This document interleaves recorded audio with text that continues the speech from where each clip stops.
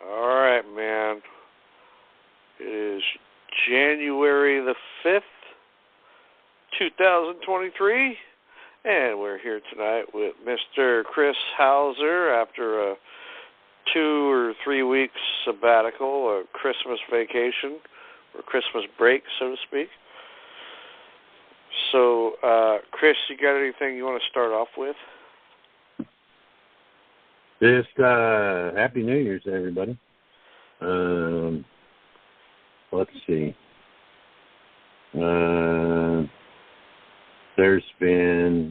I've talked to just a few people over this break here about the different things that are going on.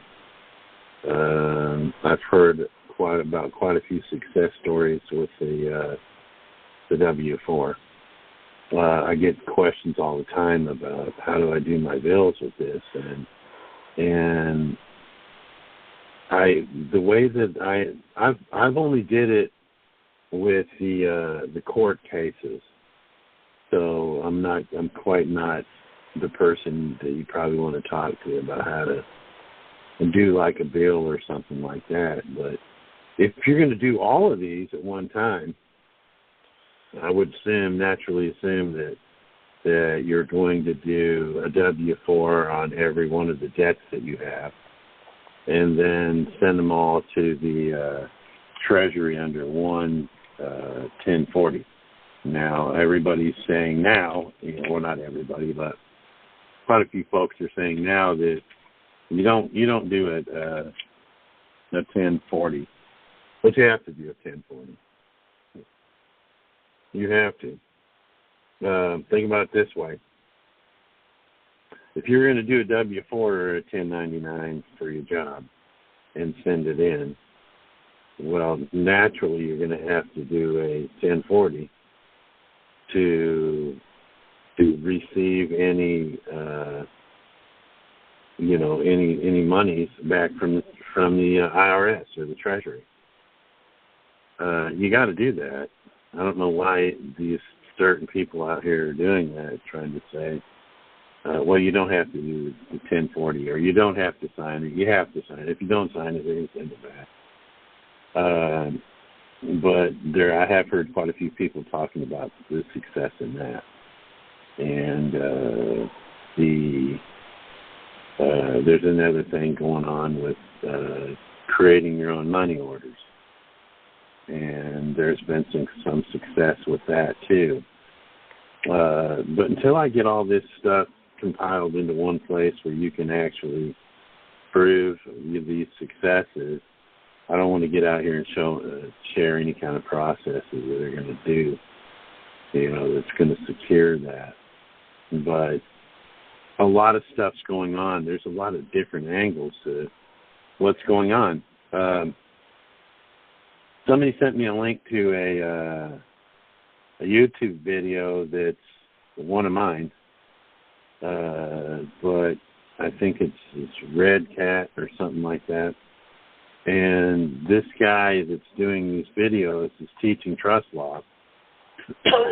I don't know exactly how it is that he's doing it because it's in Russian. It's kind of weird watching my talking head speak Russian. But I messaged back and forth with this guy a little bit. I said, I don't know what you're saying, but I hope it's doing something to free the people. And he sent me a nice little message back there, and whatever he's doing, he considers it positive, so I wasn't. But there's 17 different languages that these videos are being translated in. There's 17 different chapters, so to speak, across the world that is doing this. They're teaching trust law, and I've spoken with a few people, and just this week, evenings of this week, that are from Europe. And one lady I was talking to, I think it was Tuesday night, she was wanting to know how to get into the European group that's over there.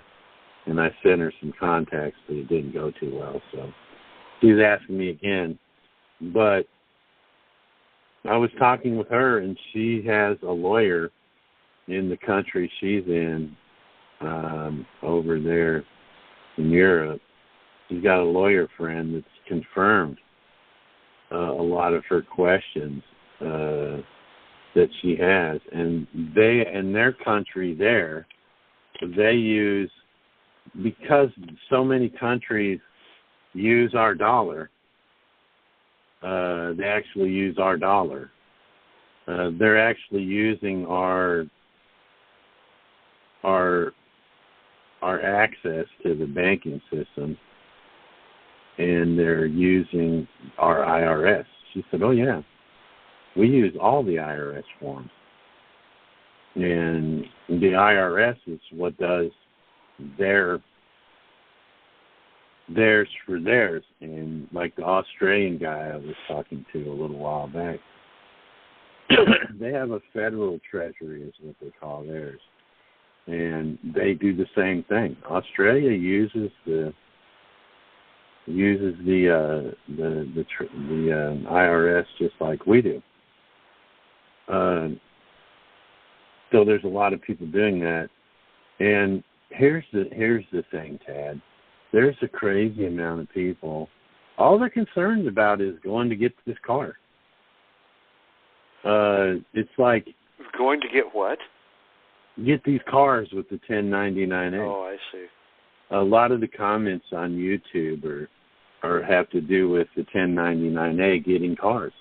A majority of the comments on YouTube are to get the cars. And when people ask me questions, I know that they're not watching the videos. They're not even watching all the videos that pertain to the 1099A. They're not. Because they asked me questions that if they had watched just the 1099A videos, they wouldn't have asked me those questions. And it just, it never ceases to amaze me that people have there's a lot of people that totally lost the whole concept of why you're going to use the 1099A.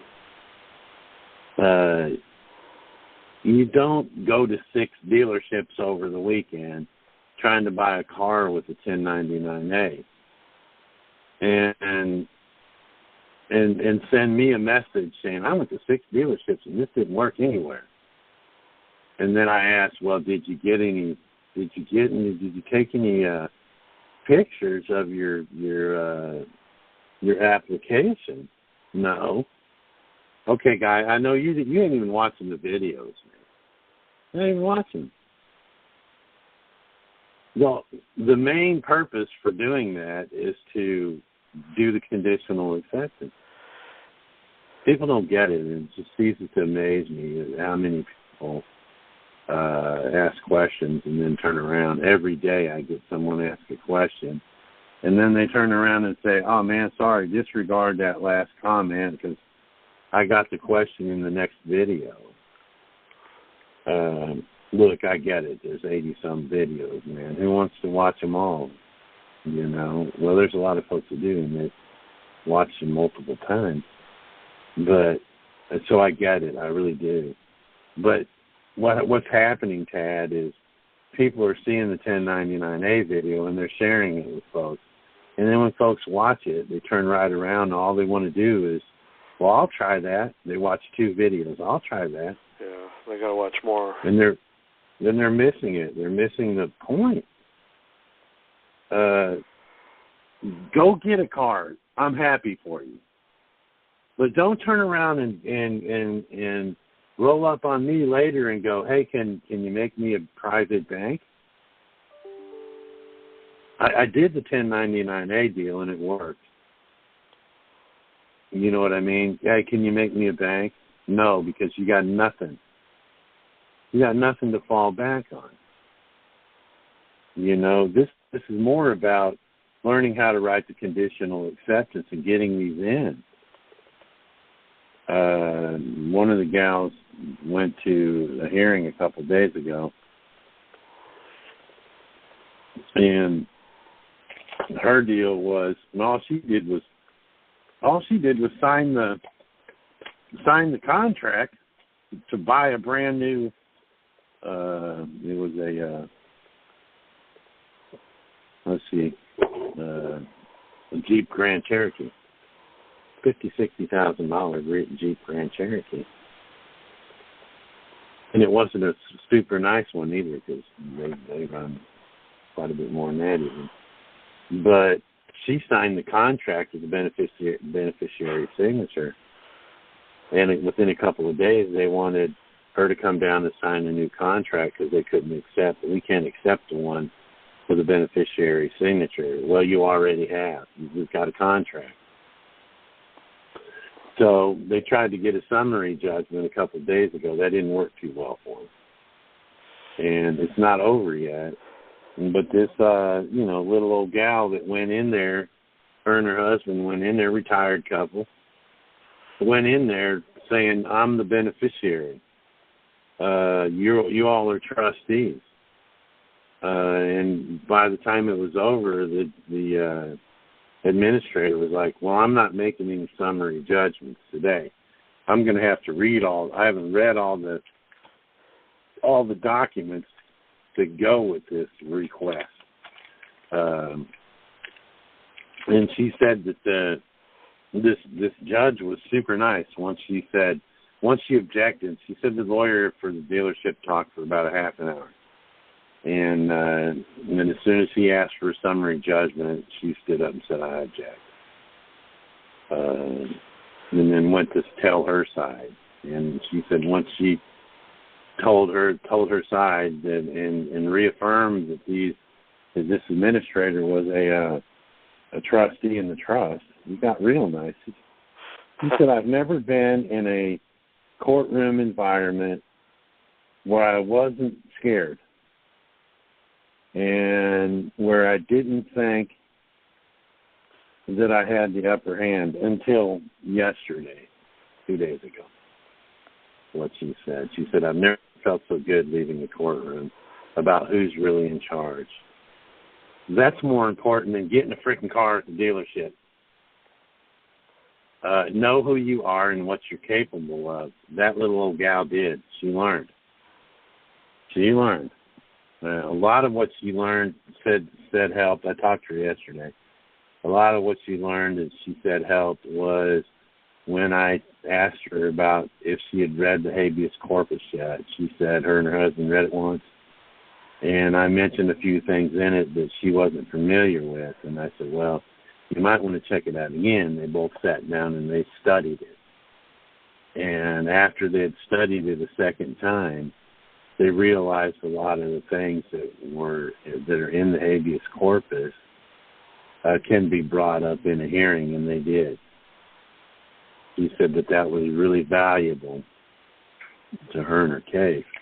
So a lot of good things are happening, man. I could care less if you get a car with the 1099. I could care less. I'd rather not even hear comments about that, whether you did or whether you didn't. Because that's not the ultimate goal here. The ultimate goal is to learn. What good is a freaking brand new car going to do you if you can't stand up for yourself? It's not going to do you a bit of good. Okay, yeah, you got a brand new car, but it's not going to do you a bit of good. That brand new car is going to do nothing for you if you don't know how to act when they pull you into these hearing type situations. You're never going to be free drive around in your so-called free car if you don't know how to be free. If you don't know how free, like a free person or free people act. So I've talked to a lot of folks about a lot of things. I talked to a couple of guys here a while back about banking and helped me realize a lot of things that I didn't even find from what I'm learning from the Treasury. They shared some stuff with me that was very beneficial. And who did? A couple of guys. There's one guy from Arizona and another guy from California. These are older gentlemen, they're retired, and into this, they've all got off in their own directions. And that's what's up with this.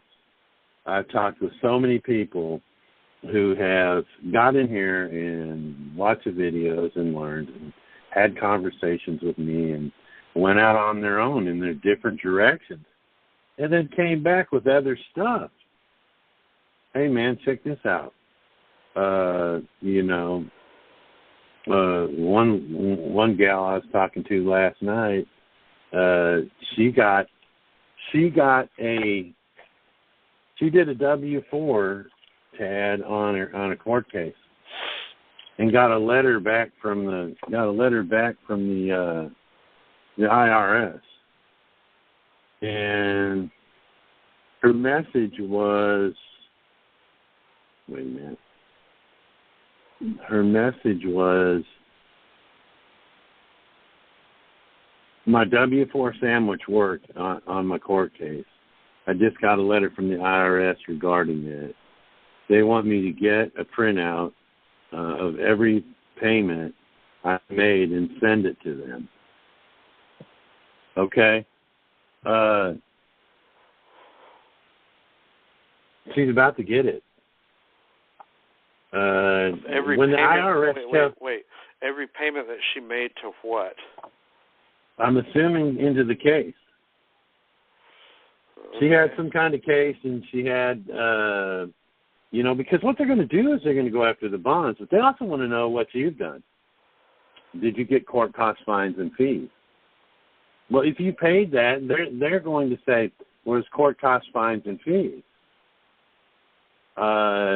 If you're paying court costs, fines, and fees, how is that with your taxes?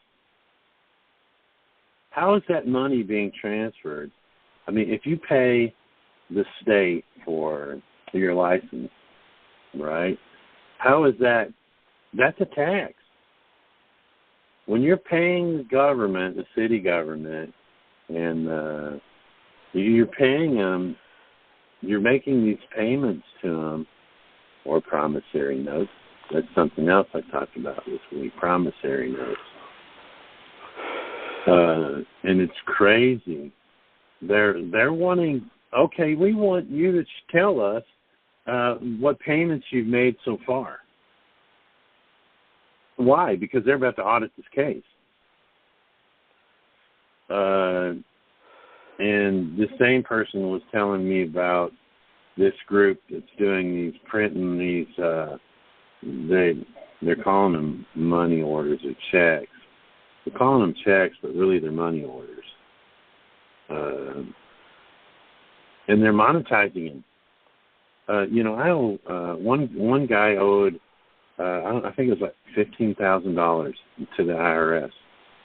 He wrote it for $515,000 and sent it to him. And then they sent him a return check, a treasury check for a refund. Which means they took and it was trust. put it right into his, he cashed it into his bank account, and 7 days later it cleared.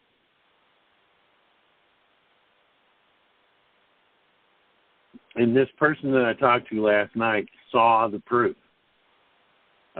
She didn't just hear, it wasn't just hearsay. She actually saw the proof. And she said, Chris, I am totally convinced that this works.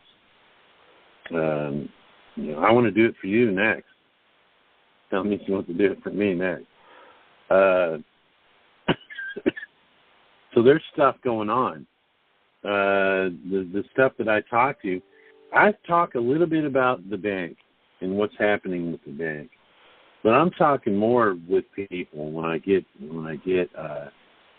messages. And I got a message from a gal out there in Oregon there, Tad. Oh, yeah? I'm pretty sure you know her. But she sent me a message that there was a black Mercedes parked out in front of her house last night or this morning at 4 a.m. And then it came back around again. Now this person here is done put the papers to them, put the papers to the county or the city or whatever. She's got a big suit going in on that bunch down there now, right there in Eugene. So does her name start with an M? Yeah, I believe it does. Okay. Yeah, you know her. But she sent me a message, and I messaged her back because it came in as her phone number. And I don't know what happened, if it had something to do with, getting erased. But she sent me a message in, and I asked her, I said, "Is this M?" And she said, "Yeah, it is."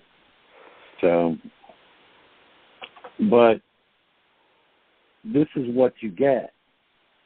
If you're going to do this stuff, you better get a hold of your balls. Because there are people that are going to mess with you. They're going to mess with you. They're not going to mess with you lawfully. They're not, because they can't. If they could mess with you lawfully, they would. As far as individuals saying, people that are trying this are going to jail. Wait a minute. How are you going to go to jail? Why are people going to jail for doing this when a few folks that have done this, all they're getting is a form letter that says they could be fined for frivolous filing? Look, folks, this is a civil thing that you're doing when you're messing with any tax document. It's civil. There's nothing criminal about the IRS. All these people that are going to prison for tax evasion, they're going to prison on a civil charge. Yeah. And our Constitution says that a man cannot be in prison for a debt in a civil matter. Yet people are going to prison right and left for tax evasion. So think about that when you hear rumors about people getting who. If someone's getting put in prison for doing a 1099-A, tell me who it is. Anybody listening? I've had a few people come on there. There's one gal with bright red hair on TikTok. She claims to be a Moor and talks a bunch of shit, but I've watched her videos. If she's a Moor, then I'm an Egyptian princess. Because the way she talks and acts, Moors don't do that.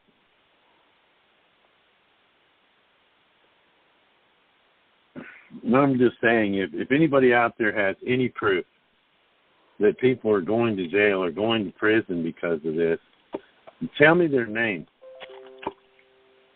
Tell me their names and give me some information about it. When were they arrested? What county were they arrested in? Come to me with something more than your genitals in your hand.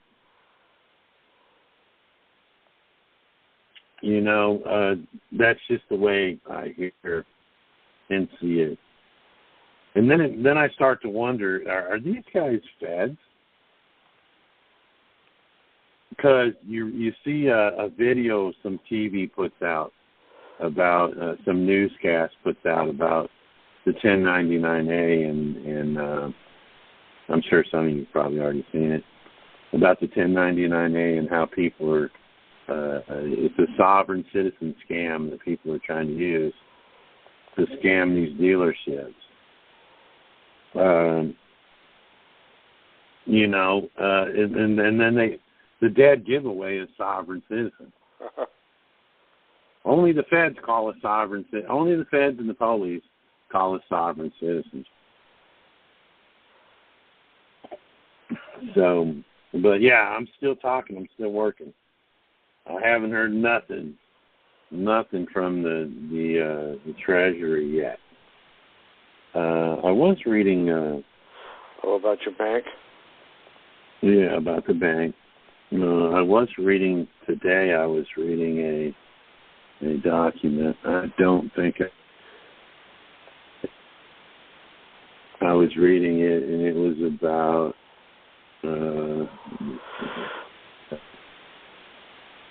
But it was about, somebody asked a couple nights ago on a call if money orders were really backed by gold and silver, or backed by gold. And I was reading a document that actually referenced the Treasury Financial Manual. And I was trying to find proof. There's all kinds of articles out there that are written where you're going to find that they are backed by gold. But then you have to look at who's writing the article. Yeah. So what I want to see is it in the in the feds. What are the feds saying about them? What does the Treasury say about them? Exactly. So I looked it up, and I read it's probably about a 5-page document on money orders, and they are backed by gold or silver. They don't come straight out and say it, but they are when you look at what is considered real money and not fiat. Real monies come from the Treasury, y'all. Not the Federal Reserve. And I got that just by, because someone said, are they really backed by gold? Are they really backed by gold? I said, well, you can probably look it up right here on Google. Google's probably tell you, and I did it while we were on the phone conversation. And I started pulling up different things, and when I got to that, I seen that. So I finished reading that today. And it actually says that if you have a check from the Treasury, right? If you get like how people used to get the Social Security checks by mail, they used to come in the mail, where they started doing it years ago, back in the 90s and stuff, where they started making everybody get direct deposit. Those checks, those Statute of Liberty checks that you get your return if you don't do an 8888. If your tax preparer doesn't do an 8888, you're going to get a check mailed to your mailing address, the Statute of Liberty check. Those are actually backed by gold. Money orders are backed by gold. Cash is not backed by gold because cash money or fiat, Federal Reserve notes, fiat currency, because they don't come from the Treasury, they come from the Reserve. So yeah, they do. It's not, a lot of people say, well, gold and silver is real money and only, and only money orders. That's not necessarily true. Because any kind of funds that come besides what's electronically transferred,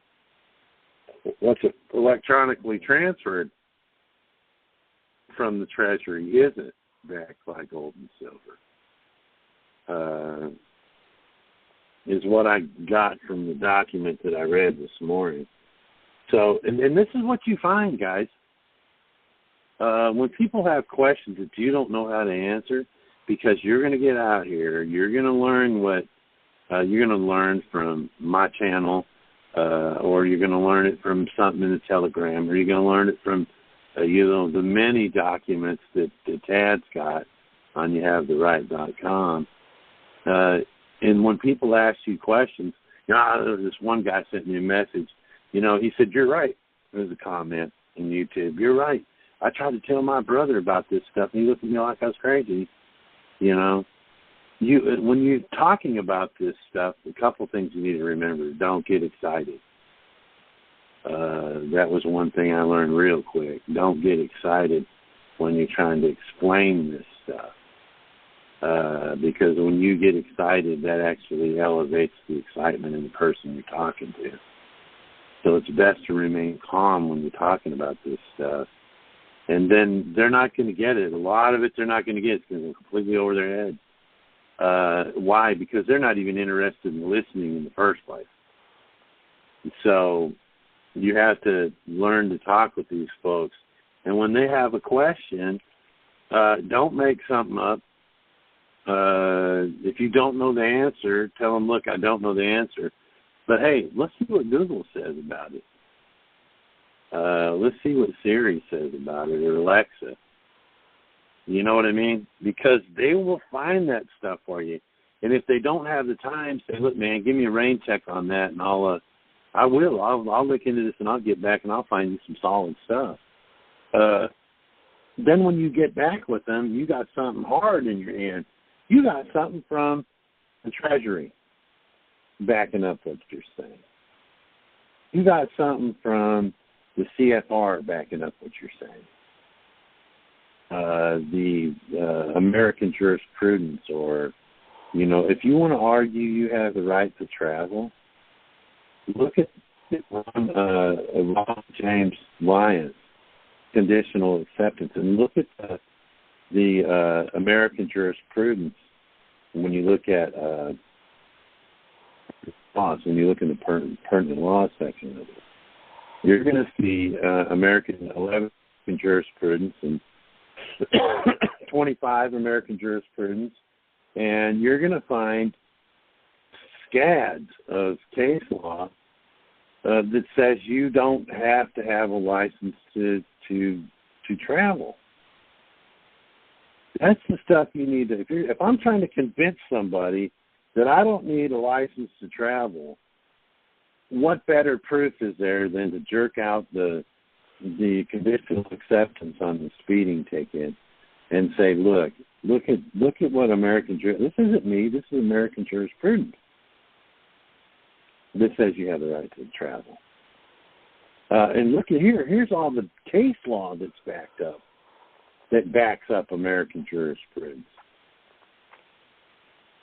I can't tell you how to do brain surgery, but I can go down to the University of Tennessee Medical Center and talk to some brain surgeons and say, "Hey, man, can you come over here and talk to this guy about brain surgery?" Yeah. They're not going to believe me. They'll believe somebody that's had brain surgery, and they'll believe somebody that knows about it because they went through it, and they know their doctor. And my doctor will tell you all about it, all you want to know. You're getting it from them. So think about that when you're trying to talk to somebody, when you're trying to explain to somebody what it is that's going on.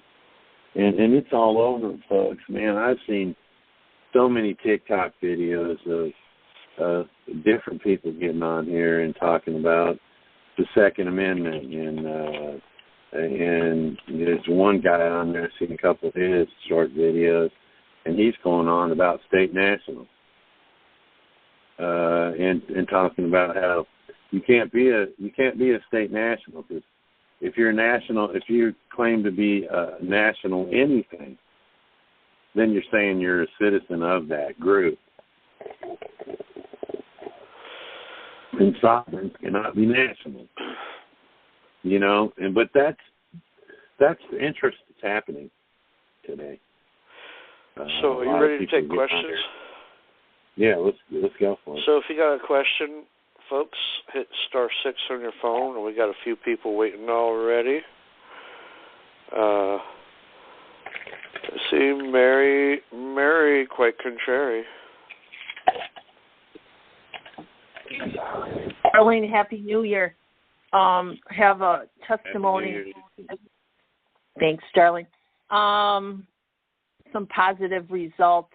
Been fighting the justice system in the county that I'm living in, residing in. And I'm now up to 3 judges that have resigned. And the last one was the chief chief judge. She kind of... Hold it. When you say resign, you mean they quit their job as a judge, or they recuse themselves from They recuse. Well, I don't know what she's doing because she's going back to Marquette University to teach law. So what is that? I don't know. That's a resignation. Yeah. But she retired. That's not recused. She's no, yeah. Yeah. But anyhow. So that's the positive results that I've had. And then Wells Fargo's had my house in foreclosure, and that's some of the, circus in the arena with the judges and stuff. Well, now I had a contract with the U.S. Treasury to pay Wells Fargo. Now Wells Fargo sold my mortgage to a debt collector. I think there's a little extortion and fraud going on, but hey, I don't want to accuse anybody, just an observation. So that's all I got for you guys. Thank you so much for doing a great job. They're going to pay your mortgage? And then the mortgage company sold the debt? Yeah. Yep. Okay. So the house is still yours. They didn't buy the mortgage company didn't buy the house. They bought the debt. Does that make sense? Yep. You didn't they didn't sell the mortgage to another mortgage lender. They sold the debt to a third party. That should be pretty easy to deal with at that point when they try to collect. Okay, do I have a contract with you? Here's the thing about, and I'll get into this just briefly. Here's the thing about contracts. The courts cannot do anything with you if they don't have a contract with you. You have to contract with the courts.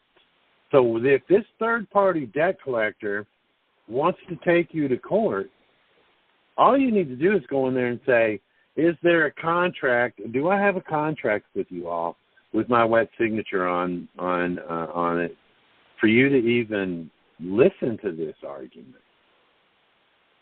Can you produce the wet signature of a contract that I have between you and your whatever the court name is? And then turn and look at the third-party debt collector and say, do you have a contract with the wet signature? Here's the thing about a mortgage, folks.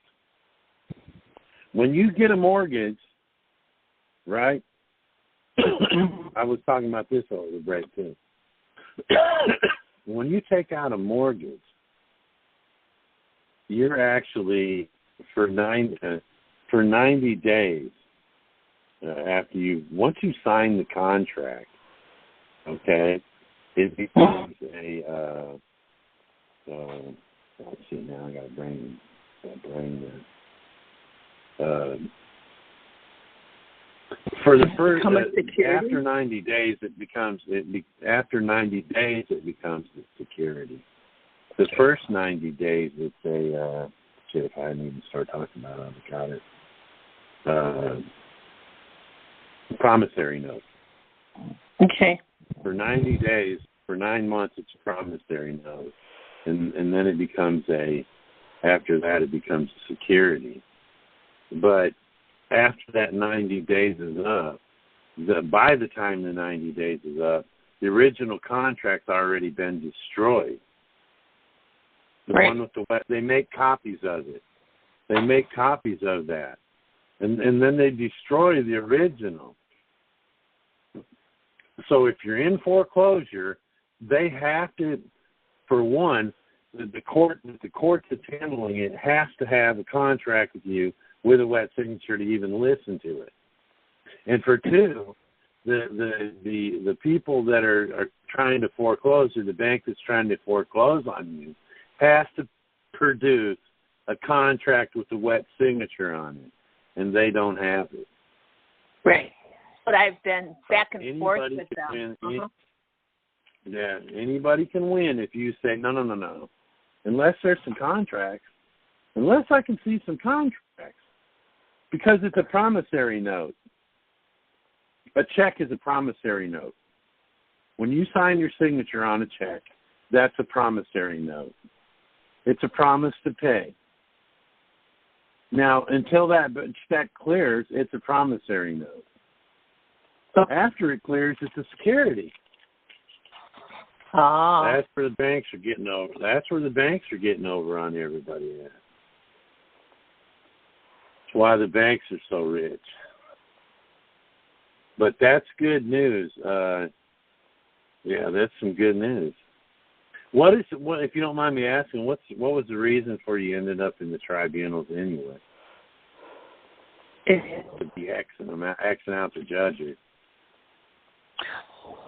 By Tad's help, your help, just keep writing letters back and forth, conditional acceptance letters, and so on and so forth, and doing it. I had a mentor that helped me with doing a express trust, and now I got some other things going on, but I just got my doing business as my assumed name, and that's supposed to be stopping some stuff. So, people keep asking me, well, what did you do? And I'm like, I threw a lot of shit to the wall and something stuck, and I don't, I don't know.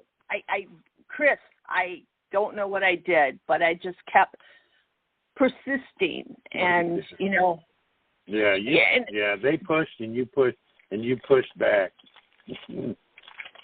Well, right. They send one of ours to the hospital, and we send one of theirs to the morgue. Love it. Love it. All right. Okay, so that thank you so much. All right, thank you. Thanks for sharing. All right, 775 area code. You're next. 775. Your phone just unmuted. Happy New Year. Tad, for you, I'm having problems with the website. Do you have, when you say 775, do you have my phone number? It's showing up for me, yes. Could you please call me tomorrow so that I can ask you questions? Because I really got to talk to Chris. Chris, I am Karen, the homeless girl moving to Oklahoma. And over the holiday, I got a message from you to call you, and I'm going to jumble up the numbers, but 3 of the numbers are Hold 0, on a 3, second. Hold on 4. a second. Whoops. No. Yep. Okay. No. I didn't think it was that's a scam. That's a scammer. Okay, because it had a Bitcoin on its website. Here's how it is, guys.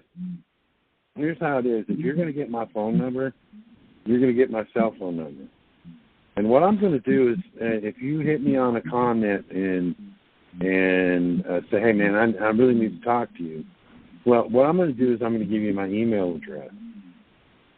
And then if I'm going to talk to you on the phone, through the emails, I'm going to ask for your cell phone number or your number. Okay?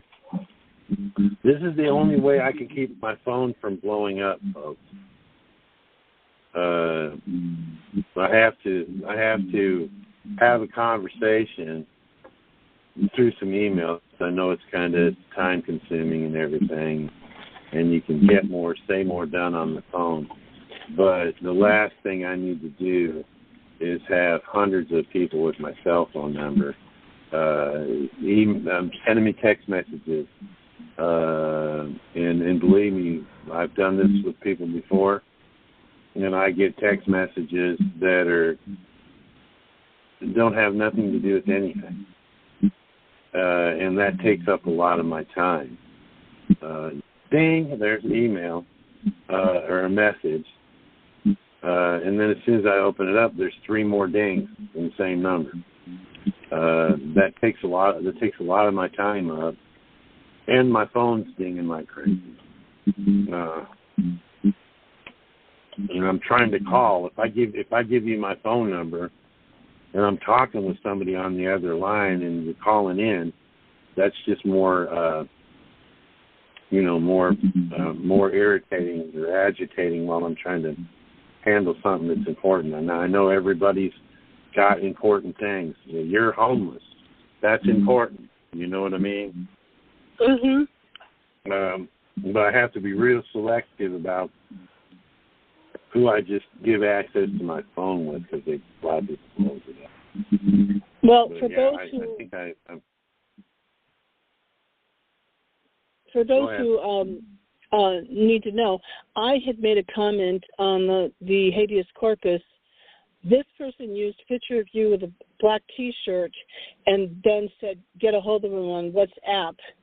And I just was skeptical. Mm-hmm. Where I'm at right now, I saw a house. I talked to a realtor.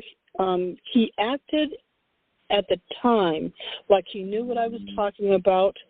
I told him that we could go one of 3 ways. I have a friend who is a sports attorney who said that they would back my business, but they won't be back in the country until March. I could give him a 1099, or I could do a secured instrument. And he suggested that to go to the abstractor and have the abstractor help me fill it out or write one. And they just turned around and gave me a contract. One of those. It's not a secured instrument. It's not a bond. It's just, I want to buy your house and we'll make a deal kind of contracts. Yeah. Yeah, I know what you're talking about. Yeah. A lot of people what people are doing now is they're buying the car, they're buying the house. And then what they're doing is once they get it going and they get their payment, they're sending the coupon, the remittance coupon, to the remittance office at the Treasury. And there have been some people that's had success with that too. Okay. Sending it to quite a few people. It seems like that's happening more. Or it hasn't been denied. The people that have, so far, everybody that sent the coupon to the remittance office at the Treasury haven't been denied. If you send the remittance coupon to the finance company or the mortgage company, they'll try and deny you. Right. Where when you send it to the remittance office, the remittance office takes the coupon and sends the money to the lender. Mm-hmm. So I haven't heard anybody be rejected, their remittance letter rejected, by sending it to the Treasury. Now, they just started doing this about 3 months ago. So, but I know some people personally that I did a little weekend seminar with there last year that have done it. So, and they're claiming that it worked. It worked for them. So you may be better off. If you can't get them to take the 1099-A and explain to them how you're going to do this, right. then you could, I'll buy the house. Yeah, I'll buy the house. And as soon as the mortgage company sends you the first bill, you're going to have the total amount on there. Fill it all in into the coupon, and send it to the remittance office at the Treasury. That sounds great. And just as an FYI, I am sitting in my truck at a Love's truck stop on my way back to dump my stuff in Oklahoma and make another trip. And I sold my car just to do this. Yeah. So I appreciate your help. We're trying to stay warm. I know what that's like. I lived in Chicago. I had a 78 Toyota Corolla, straight. And I lived in that car in Chicago in the wintertime. Whoa. And it was, I had some wool blankets, some horse blankets in the back. But I'm 6 foot tall. And I don't know if you've ever been in the back seat of a Corolla, but you don't stretch out. Yeah, right. No, you don't. I'd have to start the car.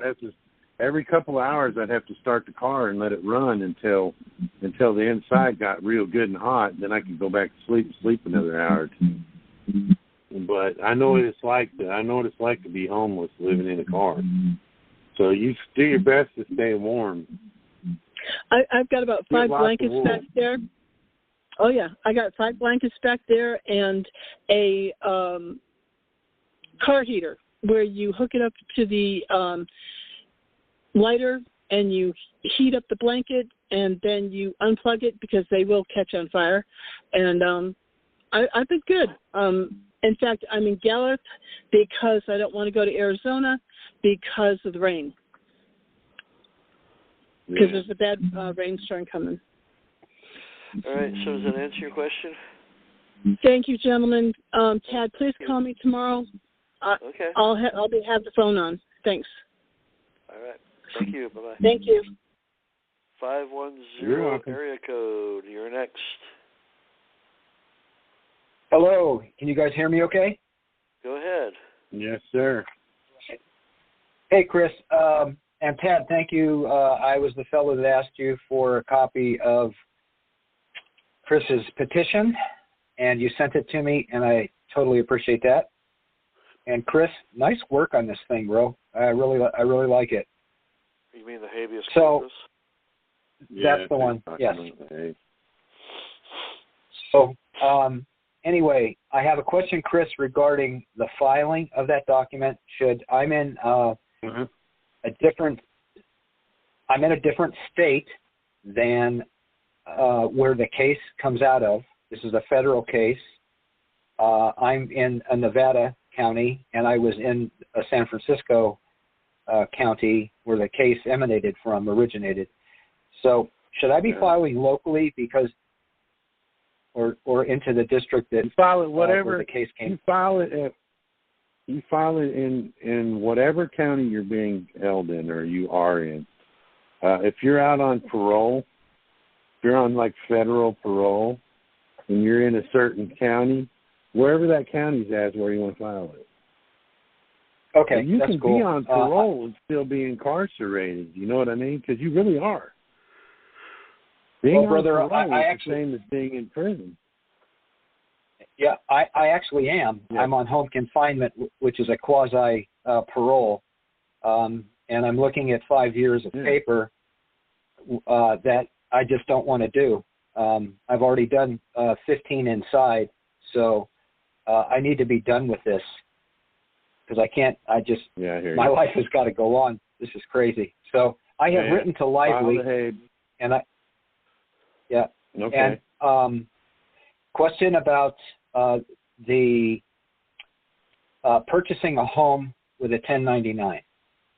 I have a concept. I'll run it by you, and that is the bank cannot own the property. They can hold it for a period of time, but they can't actually hold it. So I'm looking for. My concept is to look for foreclosures, places where there are not tenants in the place, and the bank just needs to offload the property. I'm going from that angle. It eliminates at least one party out of the equation. I would like to do a 1099 for whatever the price of the home is, or increase it another $100,000 for an incentive. You know, they always like that, some padding. And allow the real estate agent to present it to the vice president of the bank, because he's the only one that really has liability. What is your idea about that? Yeah. Yeah, if you can talk to a real estate agent or a real estate broker and explain to them what it is you want to do, and then take it to the president or the vice president and do that. Yeah, see if they'll do that. Foreclosure, like the bank just wants to unload it anyway. Yeah, they don't want inventory. To unload it anyway. Yeah. I had a friend who did something similar to that. He didn't use the 1099A. What he did was he bought property in our county here, and he bought it, it was property that was seized for unpaid taxes, and he bought it from the county mayor through the county attorney. And then he never registered the deed. That was 2015. They're still trying to get him to come down. Send him a letter every year. Come down and register you need to come down and register your land. And he's not doing it. And they're not taxing him. That's proof and that's another yeah. That would be the way to do it. I would try something like that, sure would. I actually do have a real estate agent that is listening to me. When I explained to her that she was, when she told me that she was a taxpayer, I said, really? And so the discussion branched from there, and so I have her attention, which is nice. I'm now comfortable talking to her about this process. So I will proceed on that tact. This particular property that I'm looking. Yeah. There's the. Oh, Chris, you're breaking up. Yeah, there's you're breaking up. Listening right now. All right, give it just a second. No, we can hear you now. Go ahead. Okay, there's somebody listening right now, you guys, who she's on here a lot when we're doing this stuff, Dad, and she just sent me a message and said, do a bill of sale, then we can pay it using the Treasury. Can you hear me? Okay, so is this going in and out? Something about bill of sale and the Treasury will pay it. Her message was, do a bill of sale, and then we can pay using the Treasury. Okay, so the Treasury is what she's saying. Have them do a bill of sale. Oh, I understand. Have them give you a bill. Yeah. You know what I'm saying? I know exactly what you're saying. Yeah. So just go in and have them have the Treasury. Right. The only thing that I see as a sticky wicket there, which is they do the bill of sale and the amount of time it takes for the Treasury to close the loop and make payment. Now I know we have the 1199A that we can use, but that doesn't kind of work with a bank because a bank already has that relationship with the Treasury. So yeah. Do you think that payment? Is, I don't know if she caught the part about the bank owning the property if it was if the home was repossessed by the bank. I don't know if she caught that part or not, but I think I know what she's referring to.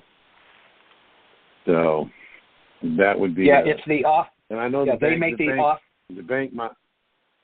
Yeah. The bank may not want to wait that long for the Treasury to come through. But you might even say, look, let's do a bill of sale and I'll pay rent. I'll pay you rent until the money comes, and once the money comes, you can reimburse me the rent.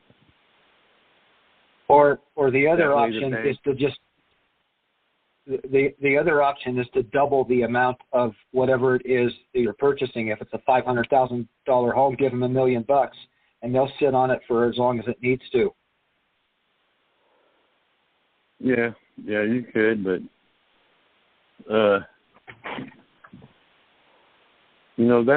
that's the incentive when you offer more than what it's worth to go ahead and wait on it.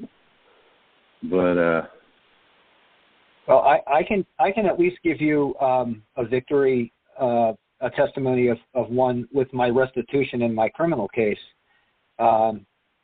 It was a little over $500,000, like 516 or something like that. So I did a money on account order, and I sent the copy of the invoice that they sent me because I asked them for a payoff statement. So I accepted that statement. I sent the MOA along with the acceptance, and I did other forms too, 1040V and some other forms. And I ended up getting the MOA back with a stamp and endorsement on the back of it. And I have a friend who has access to the Treasury accounting and could look and see that there was a debit or rather a credit on the account for that amount. It didn't have an account name, but I do have at least my bank's endorsement on the back of it. And so that debt has been satisfied. The Uniform Commercial Code is pretty clear on the last person to endorse it is the holds the liability. So anyway, and that's it for me, fellas. They said do a bill of sale. To do a bill of sale, and then we can pay using the trust. Ask for the REMIC. REMIC. All that's a act. REMIC. The REMIC Trust. And explain that a little 30 bit. To 45 days. What is the what's the REMIC about? He said he can call. He can call us. If you're breaking up. Email. Okay, hold on. Now can you hear me now? Yeah. Yeah. Send me an email and send me an email and title it REMIC. And I'll get you in contact with these folks. Okay. Awesome. I appreciate you. They'd be more inclined to be able to answer your questions a little more thoroughly. Okay, and these people you'll put me in touch with are who? Yeah, the ones doing this process. Oh, okay. All right. Okay, so I'll get you in contact with them. So we got. All right, thanks, Chris. I'm going to shoot. Waiting. I'll shoot that up. Thank you, man. All right, appreciate it. Bye-bye. Okay, where the storm clouds are gathering. Go ahead. Storm clouds, go ahead. Hello? Pappy?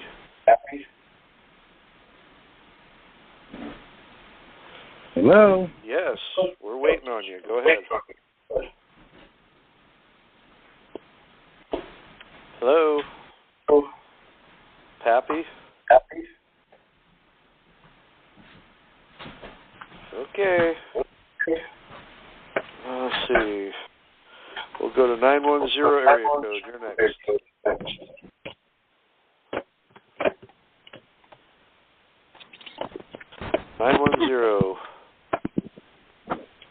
Hello, can you hear me? Hi there. Yes, go ahead. Hello? Yes, go ahead. Hello. How do I do it? We can hear you. Hello? We can hear you. Oh, I don't know. Hello, can you hear me? Yes, we can hear you better yes, now. Yes, we can hear you. Oh, I'm sorry. Hear us. Thank you. I'm a first-time caller and a newbie. So sorry. geez. Okay, hold on. I'm going to put you on, if I can figure out how to do it. I'm sorry. My name is May. And, wow. Okay. So, I apologize to everyone for all the rustle. I have two quick questions. The first one is I'm getting Social Security disability. I had a major stroke in December of 2019, and it's been a year now since I have gotten on Social Security disability. And knowing that, and knowing from what you have taught us, you're just such a godsend. So the payments that I'm getting every month, I live just on the other side of the state from you. I'm in the Asheville area in North Carolina. Okay. And living here is pretty expensive. And so I'm wanting to know if I can tap into my Cestui Que Trust, because that's where the disability is coming from, the money, yes? Yeah. Well, you can't, but then you need people to do it for you. Right, and I know I can't personally. The trustee can't do that. But how do I go about getting more, increasing the payment? I don't want to go back through the lawyer, do I? Yeah, I wouldn't use a lawyer at all. The first thing you probably want to try would be go to your local Social Security office, take a number, and then when you get called to the counter, tell them that you would like a private meeting with the supervisor. And they'll go get the supervisor. I wouldn't even bother saying what it's about. I'd just say, look, I need to have a private meeting. And then go back to the supervisor and say, look, this money that I'm getting, it isn't enough. Even the 8.7%, I mean, we all got 8.7% across the board. The VA got it, Social Security got it. But then the price of eggs went up from $4 a dozen to $6. Just over the last week. So go in there and say, look, there's no way that I can even live below the poverty level. I know there's a lot of programs out there now where you can get $540 a month in food if you're under $50,000 a year or whatever.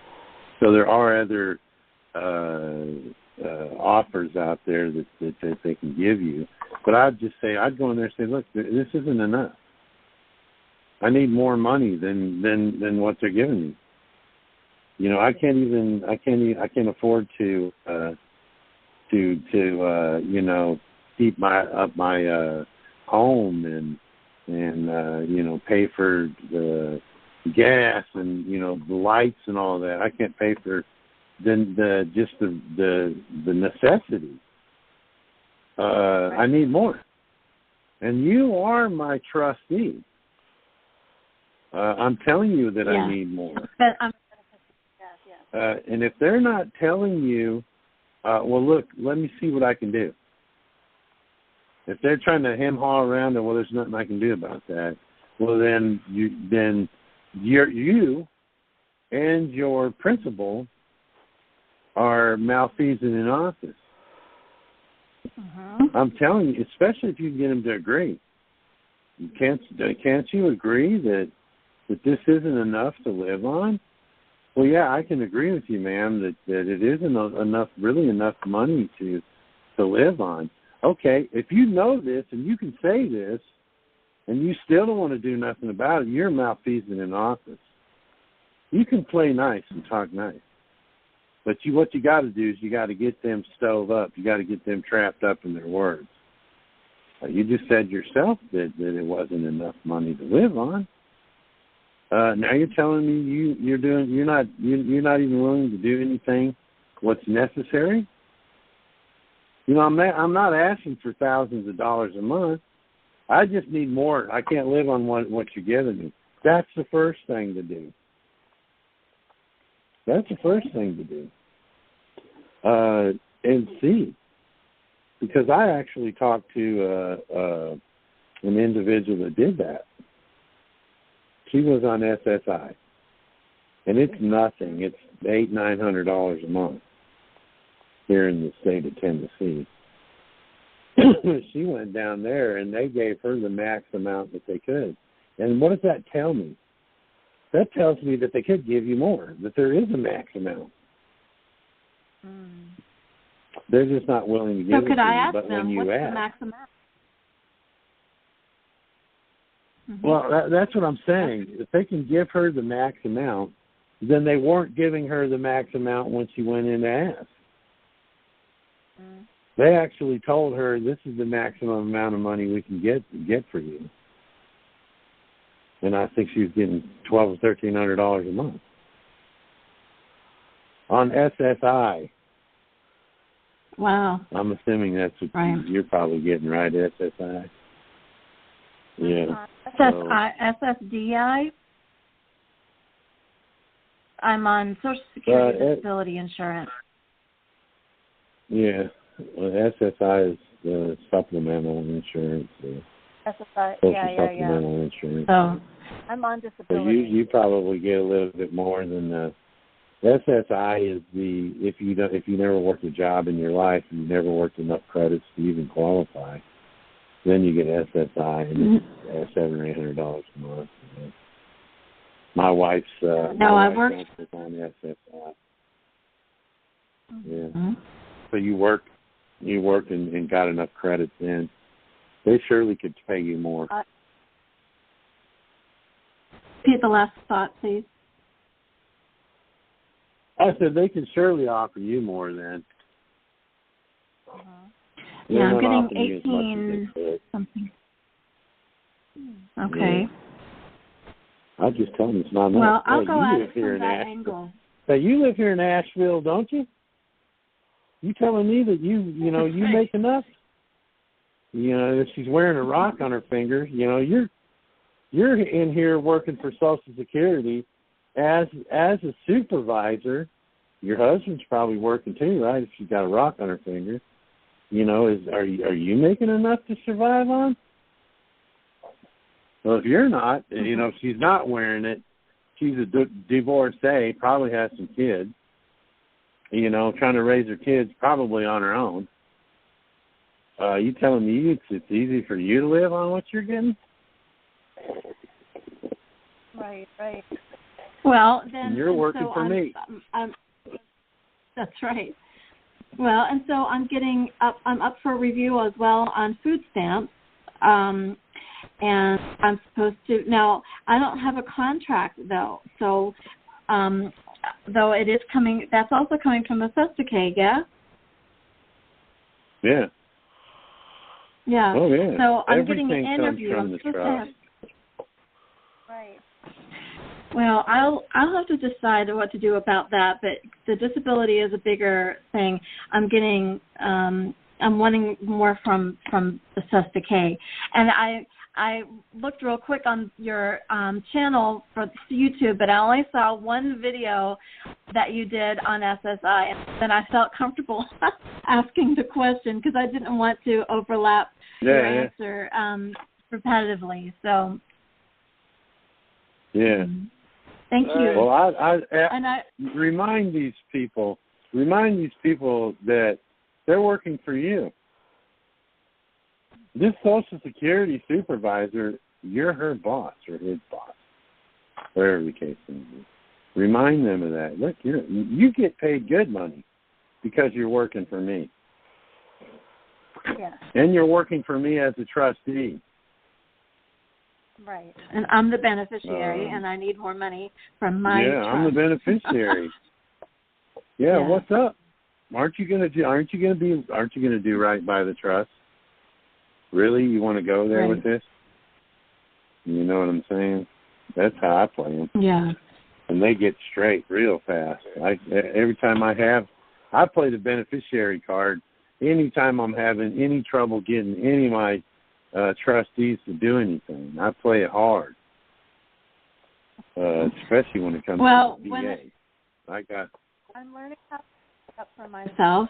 When I had the disability hearing, I pretty much ran the show because there was a glitch in the computer system, and I wound up, this lawyer hardly said but 5 words, and I pretty much did the whole thing myself. Mm-hmm. And I was astounded that I must have, I got it. I was, and this judge was retiring, and, it's a total crapshoot if I would get it or not. But I'm grateful I have it, because otherwise I would really be in trouble. I worked a nonprofit job in Carolina for 13 years, and that's why I have the disability. So I'm grateful to you and to Tad, and thank you for all the listeners listening. I hope this was beneficial for someone else. Thank you. Yeah, thanks for being on tonight. All right. Good question. Thank you. 806 area code, you're next. Yes? Yes, go ahead. Awesome. Hello. I have two questions. When we send the coupon or the form, remittance form, into the remittance office to the Treasury, do we fill it out the way we would fill it out sending it into, like, American Express or something like that? Like, just sign the back just like we do the other stuff? Okay, that was the one question. Thank you so much. Fill it all out. Yeah, fill it all out. Fill it all out. The same way. Awesome. And the other question, because they're going to take that. You just when you do the remittance coupon, you sign the back of it. That's a promissory note. You're giving the Treasury a promissory note. They're going to take the money from your trust and pay it directly to whoever that's paid to. So they're acting as your bank is what they're doing. Okay. Well, let me ask this. Maybe we can, but why don't we just do that with every single bill? Is it just too much for them? Too much at one time or something? No, they hired 87,000 new employees. Let's put their asses to work. Okay. I love it. That's awesome. Okay. So this is might be off subject, and if it is, we can do it another night. But I'm learning about that W-4 sandwich or 1040 sandwich, or I can't remember what it's called. Yeah, W-4. Can we do that in pieces, or do we have to get it all at one time? You can only file one 1040 a year. That's okay. And I think that's the reason why a lot of people are. Yeah. Okay. I think that's the reason why a lot of people are saying you don't have to do the 1040. If you don't have to do the 1040, you can just send the W-4s in lackadaisically as you get them. But if you were going to do a 40 sandwich, or not a 40, but a W-4 sandwich, you're going to do W-4s on all your debt. Yeah. You're not going to do it on the monthly debt. No. You're going to do them on the whole debt in itself. Yes. And if you took all your debt, if you took all your so-called debt and you did W-4s on them and sent them out 1 year, bam, all that debt is gone. The credit card debt is gone. The mortgage is gone. The car payments are gone. All that stuff, if it's working the way it's supposed to be working. Right. Okay. Then you don't have that debt. And surely if you don't have that debt anymore, then you ought to be able to take the funds that you're getting or that you're saving by not paying on all those monthly debts and live fairly well on. Yes, exactly. Well, that was my real question. The bottom line was one per year, and that was the answer. So thank you. So it's worth getting them all. I mean, it's gathering them all up, gathering everything. Okay, perfect. But see, you can amend the 1040. If you send all your bills in for the year, or all your debt in for the year, and it just so happens you forgot 2 debts, you can do an amendment on the 1040 and send those 2 W-4s in, amending them to the 1040 you sent. But you can only file one 1040 a year. You can do all the amendments that you want. You can do a dozen amendments throughout the year. You know what I'm saying? Awesome. Yes, that's perfect. Okay. Thanks a ton. Right. Thanks Thank for you. tonight, too. 903 area code, you're next. Hello? Yep, go ahead. Howdy. How y'all doing? Hello. How's your day? Well, I'm kind of behind. I guess I came in a little bit late on all this stuff. And you just totally confused me on the W-4 sandwich because I watched Felicia's video about auditing all the whoever or whatever. My question is, if I'm going to send in a payoff on my car, right, the lender is going to be the Treasury and the borrower is going to be me? Okay, now hold on a second. You're talking about the W-4, and then you go right into it, 1099-A. My bad. What are you talking about? Are we talking about this? Are we talking about the sandwich, or are we talking about the? That's what I call them too. I call them sandwiches. You got to be country. I know, right? You probably living close by. I love y'all. I do, man. But if you're talking about doing the 1099-A, the lender is always the Treasury, and the borrower is always the beneficiary. Which is me, right? Or no? Yeah, you are. If you're going to buy a new vehicle, because I'm going to do on the payoff. I got the coupon. I got my accepted letter, or whatever that is, notarized today, and the 1099-A for that to pay it off. But I also wanted to buy a new vehicle because my vehicle's got over 200,000 miles on her. Trust, she's still good, but I want a new vehicle. So I do it the same way. Do you got a conditional acceptance ready? You know that thing that form that you. What'd you have notarized? The form saying, hey, I know y'all been banging off, of my trust and everything. You're talking about the remittance letter, right? Yeah. Okay. I was a little confused about that. I told you I'm new. I'm trying to catch up. Buy a new car. You don't want to buy a new car with the 1099-A and slap them with the conditional acceptance right away. Oh no, I've had people do that. I've had people do that. That's what you want to do if they refuse. Right. Dude is like, I gave him a 1099-A and then I sent him a conditional acceptance. I'm like, well, you just lost that car right there. You lost any chance of getting that car right there. No, you're. If you got the remittance letter, you're going to use on your car payment with the coupon.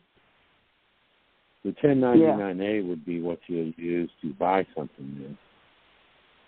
If that makes any sense.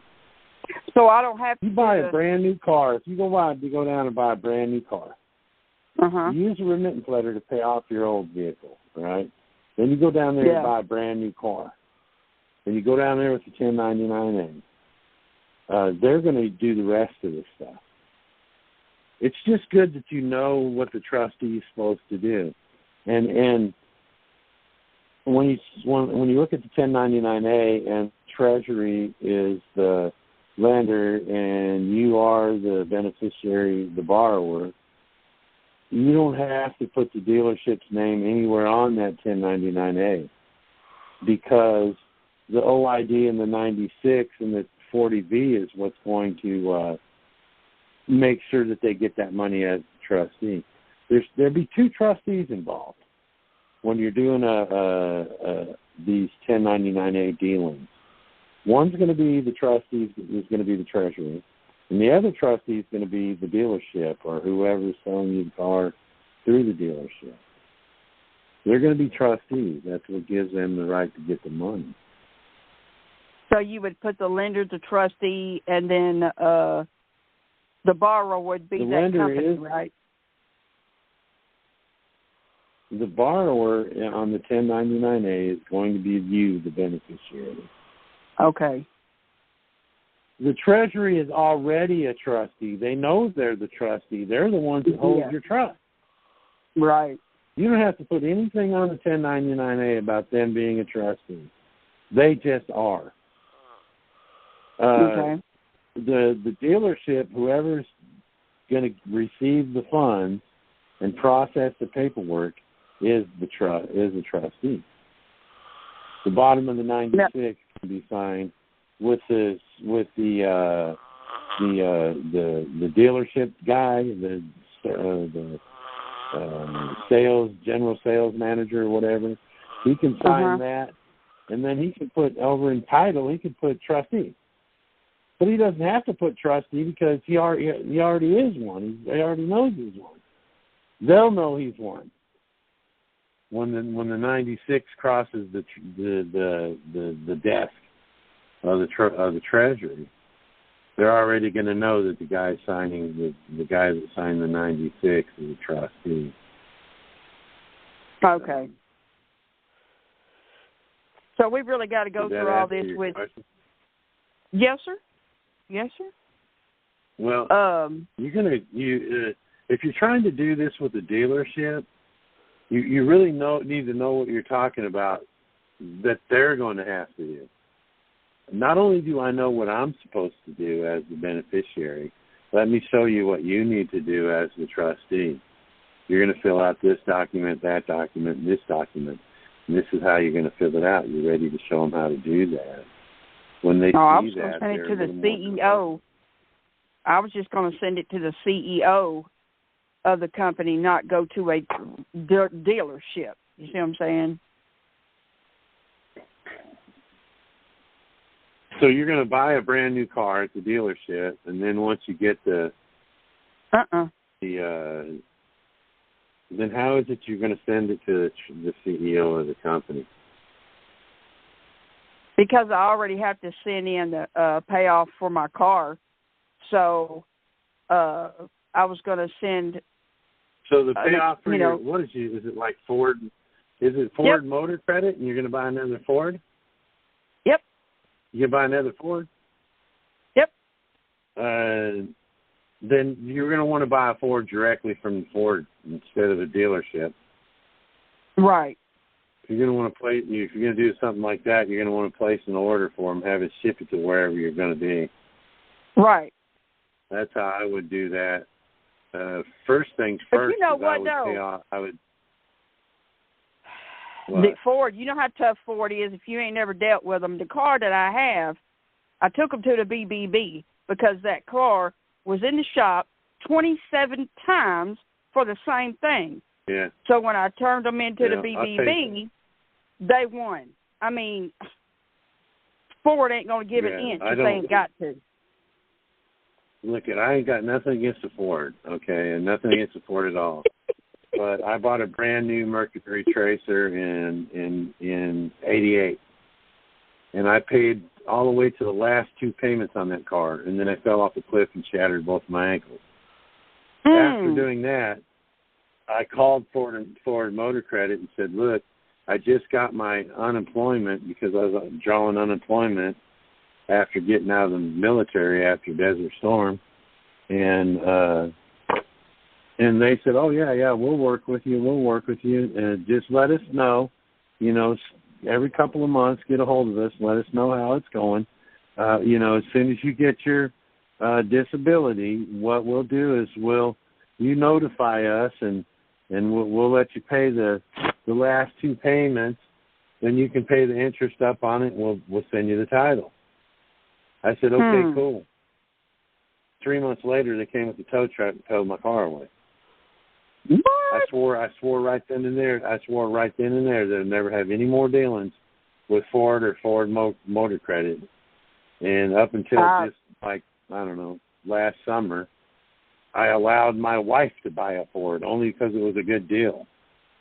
And it's in her name. I won't have a Ford in my name.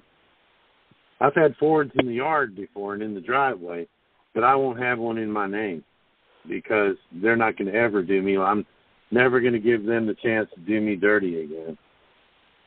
Well, So I'm sorry you went through that because... What I would do if I were you, if I were in your shoes, what I would do is I would send the remittance coupon to the CEO and take care of the old car first. Right. And after that debt was cleared, I'd work on go to get another one.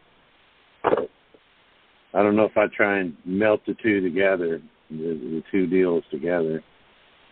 That's just my opinion. Try it your way if you'd like, and then just let us know how it worked for you.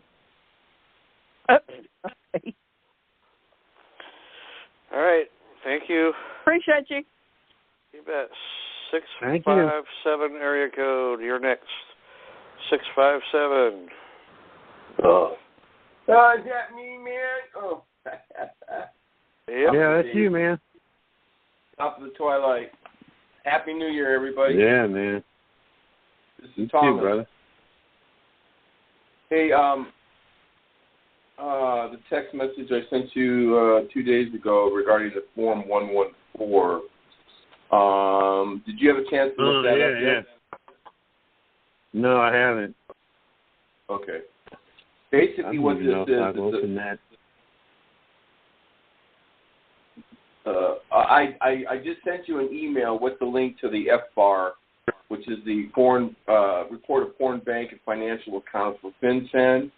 And I also attached to that the form, which is called the 31 CFR 1010.230 certification regarding beneficial owners of accounts. Okay. Okay. Now, my question is, did you say you haven't heard from the people at the Treasury as of yet?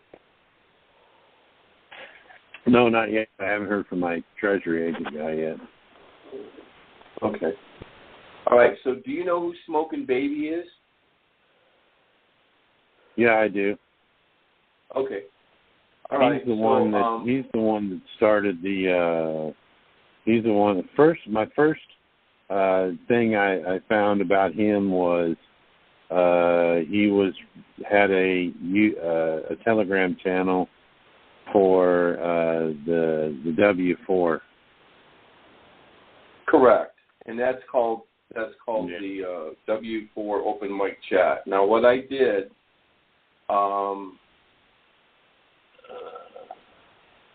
I sent over the 2-hour and 20-minute video of that in the Christopher Hauser Telegram chat room, okay? So you can go access it. But I also took the liberty of sending you the 38-page transcript that was put together by a gentleman that works with him. It took him 3 weeks to do it. It's meticulously done. It's got everything in there. I highly recommend that you check that transcript out and also watch that video, okay? So now the other thing and it's on the Telegram channel? You put it in the files, correct. Thomas, in the Telegram channel? Okay. I put it in the file. All right. Under, it's 731, it's W4 Open Mic Chat Special. And it's in the Christopher Hauser thing. So anyway, now I sent you an email from my Thomas Scott Ford address. Now in that email I have the 38-page transcript from Smoking Baby, and also I included the 59-minute audio, which is almost at my limit of 19.2 megabytes. And then I also put in the latest endorsement on the back where it talks about the endorsement being used, incorporating the CUSIP number off the back of the SS card on the endorsement on the back of the 1040 voucher or anything else you accept for value. So I've been, for the last 10 days, I probably spent no less than 15 hours, 16 hours a day going through every thing I can get my hands on this W-4 process. That woman, Felicia Beverly, her process is off base. It's not correct. There are stories. There are people who have had $2.4 million foreclosures on their farms, stopped dead in their tracks. The mortgage was satisfied, erased, forced to sign a non-disclosure agreement with the information. People getting checks back from anywhere from $98,000 to evidence of a negative credit on a IRS form showing minus $13 million, which was going to be sent, which they were going to be forwarding a check by the end of December of 2022. So these things that I've looked at are pretty solid, but I've still been going down the road, and we've been researching 7 CFR. Also, what we did is the issues on the Title 31 9303. So we've done a lot of work and research over these last, 3 weeks since we talked to you. So I was just wanted to touch base with you and say hi and see when you and and maybe Clayton can have a discussion. It really sort of concerns me why these people wouldn't be wanting you to be aware of these very critical documents. The FBAR, which is the FinCEN, and, of course, the certification regarding beneficial ownership of the accounts, which is critical if you're going to be considering opening an international private bank. With that, I will yield. Thank you very much. Yeah, I'll listen to that tonight. I'll listen to that tonight whenever we're done with this call. Yeah, and I will get with you soon. I'll get with you soon, and we'll do another signal or Skype. Yeah. Skype the 2 hour and 20 minute video with Smoking Baby is unbelievable, and when you have the 38-page transcript opened up next to it, he walks through this.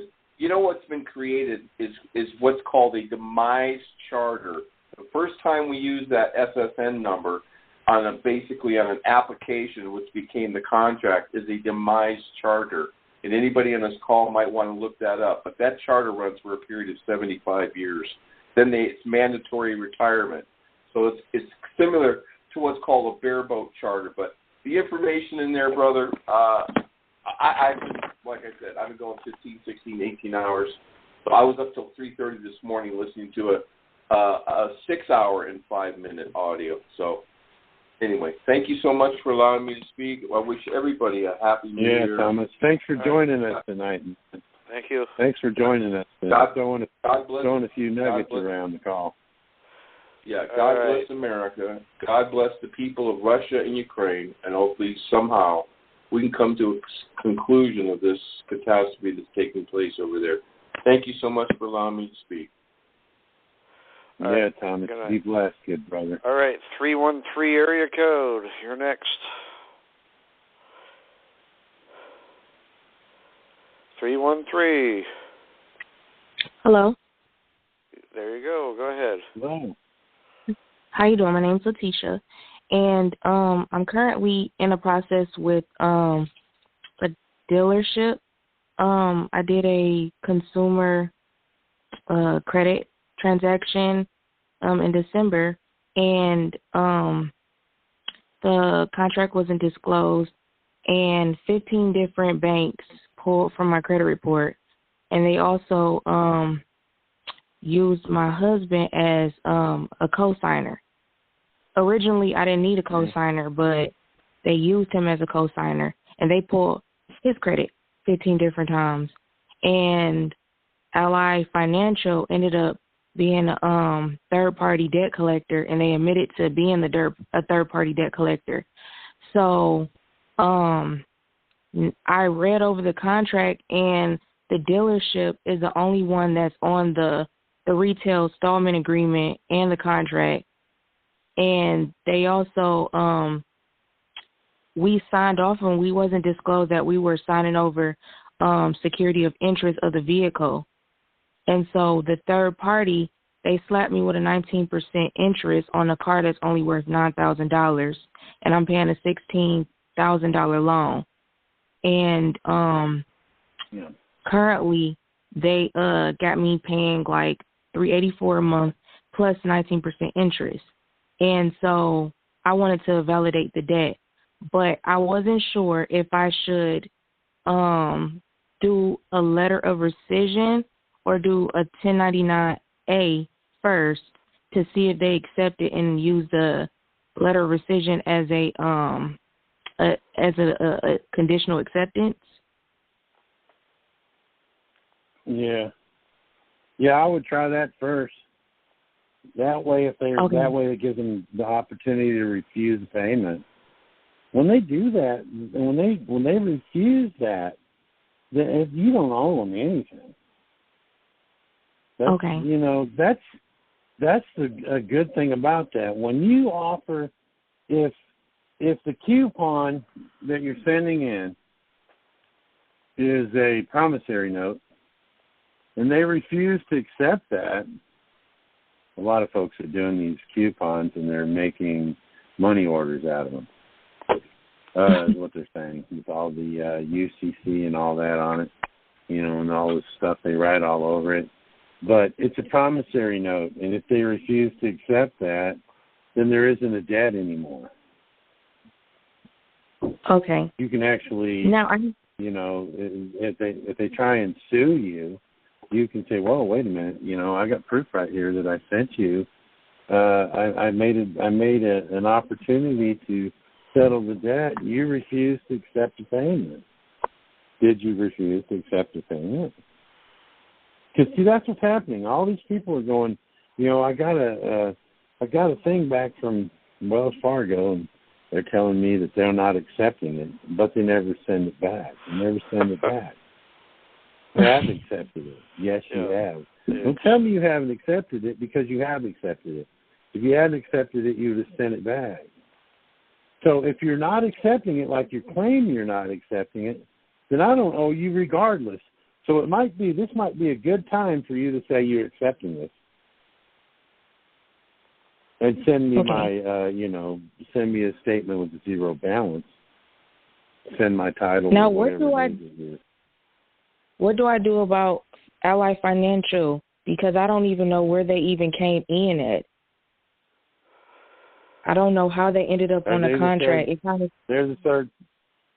They're not on the contract, are they? No. Are they the third-party debt collector? Yes, they admitted it. Third party? Yes, they admitted it. One of their agents said they were. That's what I would say. Agent, give me your name, and I need your number. I need your employee number. When you talk to these people on the phone, they don't have to tell you their last name, but they do have to tell you their name. Well, my name's John, and my employee number is 825. Get that from them, and it doesn't hurt to record these conversations you're having with these third-party people. Never admit that you owe them any money, and always question, where's the contract? When I get done talking to a third-party debt collector, they never call back. You know how third-party debt collectors will blow your phone up. They're calling you every morning at 8 o'clock in the morning. Mm-hmm. They don't ever do that with me. I talk to them one time, and I usually say, you are recording this, right? Well, yes, we are. Well, so am I. And I'll have you know that that you do not have a contract with me. Do you? Then I ask them questions like that. Do you have a contract with my wet signature? Oh, you don't? And you've assumed this debt? Oh, you have? Well, gee, thanks. Thanks for paying off a debt that I never had in the first place. Because Public Law 73-10 says all debts, public and private, are paid for. You start talking to these jokers on there, man, they will hang up on you in quickness. They don't ever call you back again. And then all you have to do is wait for them to put that on your credit score, right? Let that third party debt collector put it on your credit score, and then write the credit bureau and say, I don't have a debt with these people. I am challenging this debt. As far as I know, I've never had a contract with these people.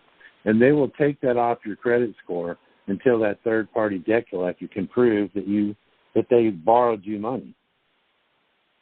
Okay. It's the Fair Credit Report Act of 1986.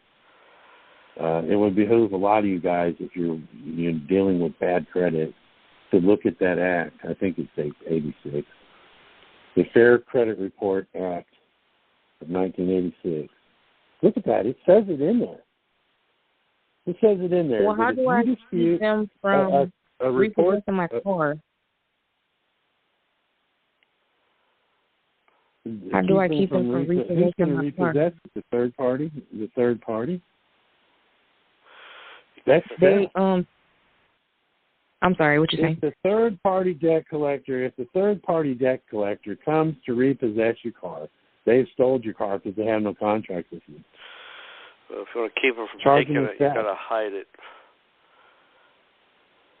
Yeah, I don't have a garage. Yeah. May have to rent one. Yeah. I feel like it's a work. That's the thing. Make it difficult. Make it difficult for them. I know you got to ride it to work and things like that. And take it out. That's But if they take it and they don't have a contract with you, that's theft. These people don't own this car. I don't have a contract with these people.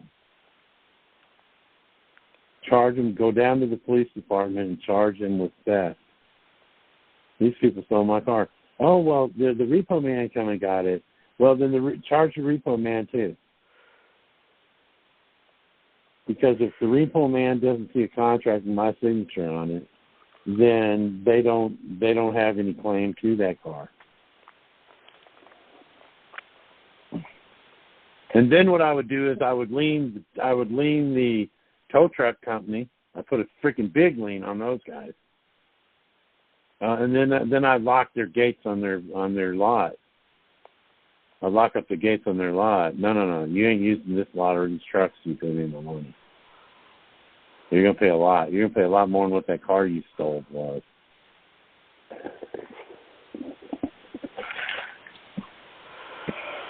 Okay. What you could do is, I was gonna say, you could put a boot on it.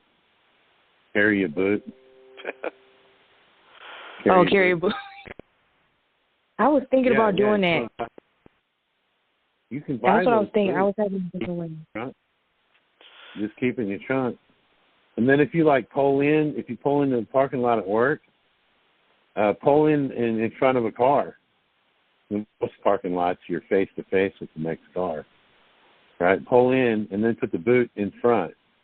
So they can't, if they come and try and tow it, they'd have to use a rollback and drag it onto it. It's just going to make it difficult. It's going to give you time to come out and confront them. Okay, and then they'll be... I'm sorry. So that's your question? Yes. That would actually... I had one more question. I hope I didn't extend it. But what do I do about an unemployment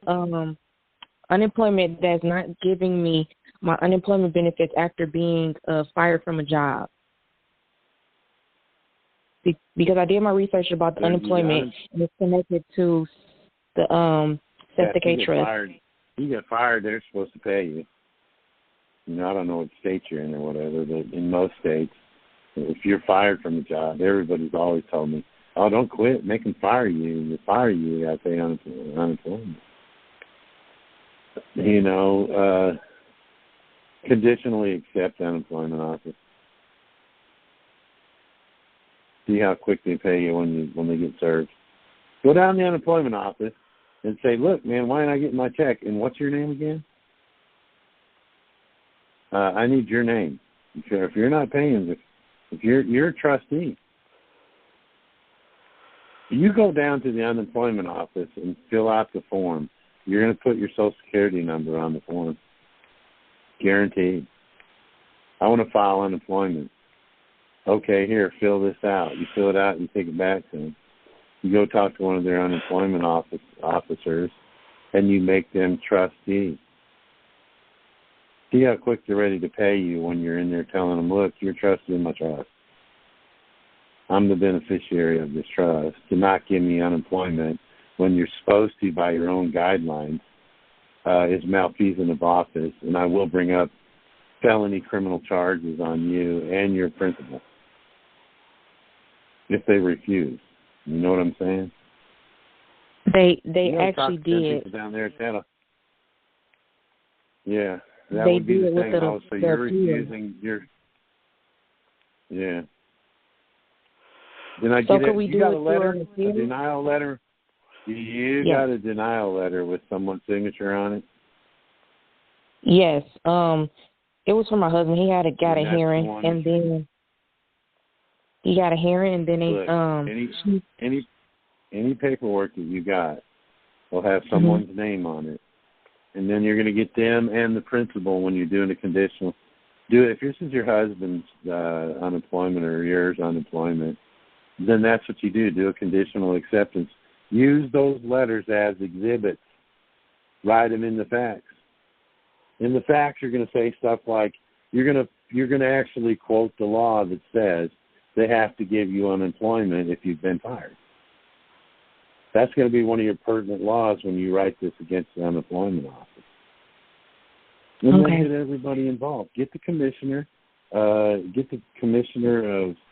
labor. I guess it'd probably be that in your state.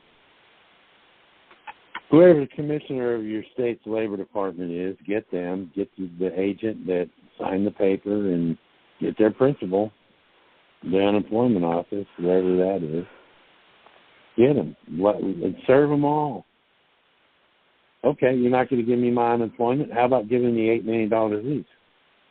Would you rather do that? See how fast you get your unemployment then. Okay. Okay, so and does that answer your question? Because we got more people waiting. Yes, that's it. Thank you so much. Have a good one. Thank you. You too. I'll voice 619 area code. You're next, 619. This is Tad. Appreciate you guys hosting these calls and making it available to us.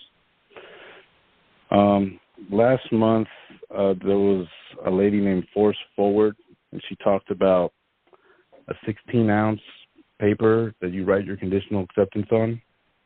And I think she was going to contact you, Tad. Yeah, we're working on putting something together.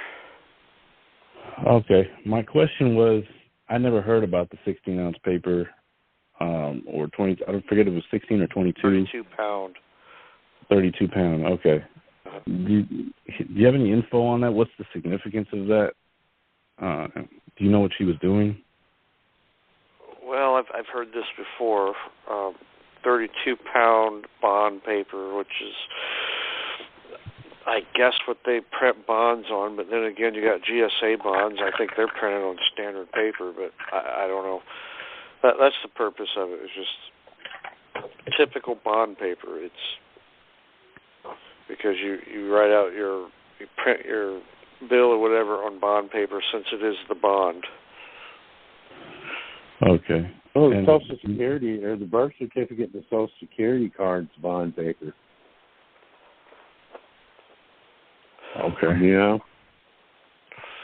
And she said to write the conditional acceptance on that instead, or get it printed on that and send it to the. Not the conditional acceptance. That could get expensive. Your bill. You print your bill on it. Bill as in debt, whatever it is. Your monthly bills, your mortgage, whatever. And I guess I'll have to wait because I don't understand her process. I guess she was having sent it to the she didn't really give enough. We'll be going over that in more detail, though, but we're kind of waiting on certain things, and we've both been sick, and so we kind of been delayed, but we'll have something available. Okay.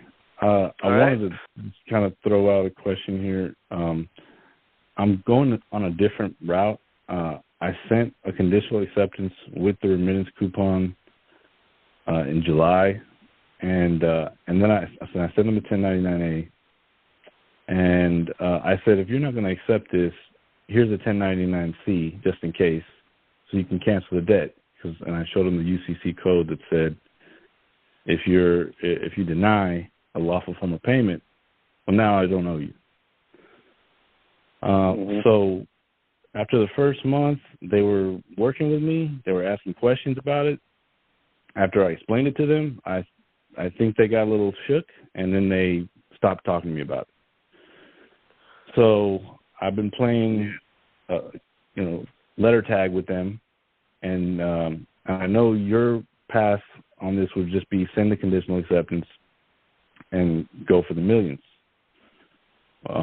The only concern I have about that is you haven't put out a video on how to use or use the trust funds yet.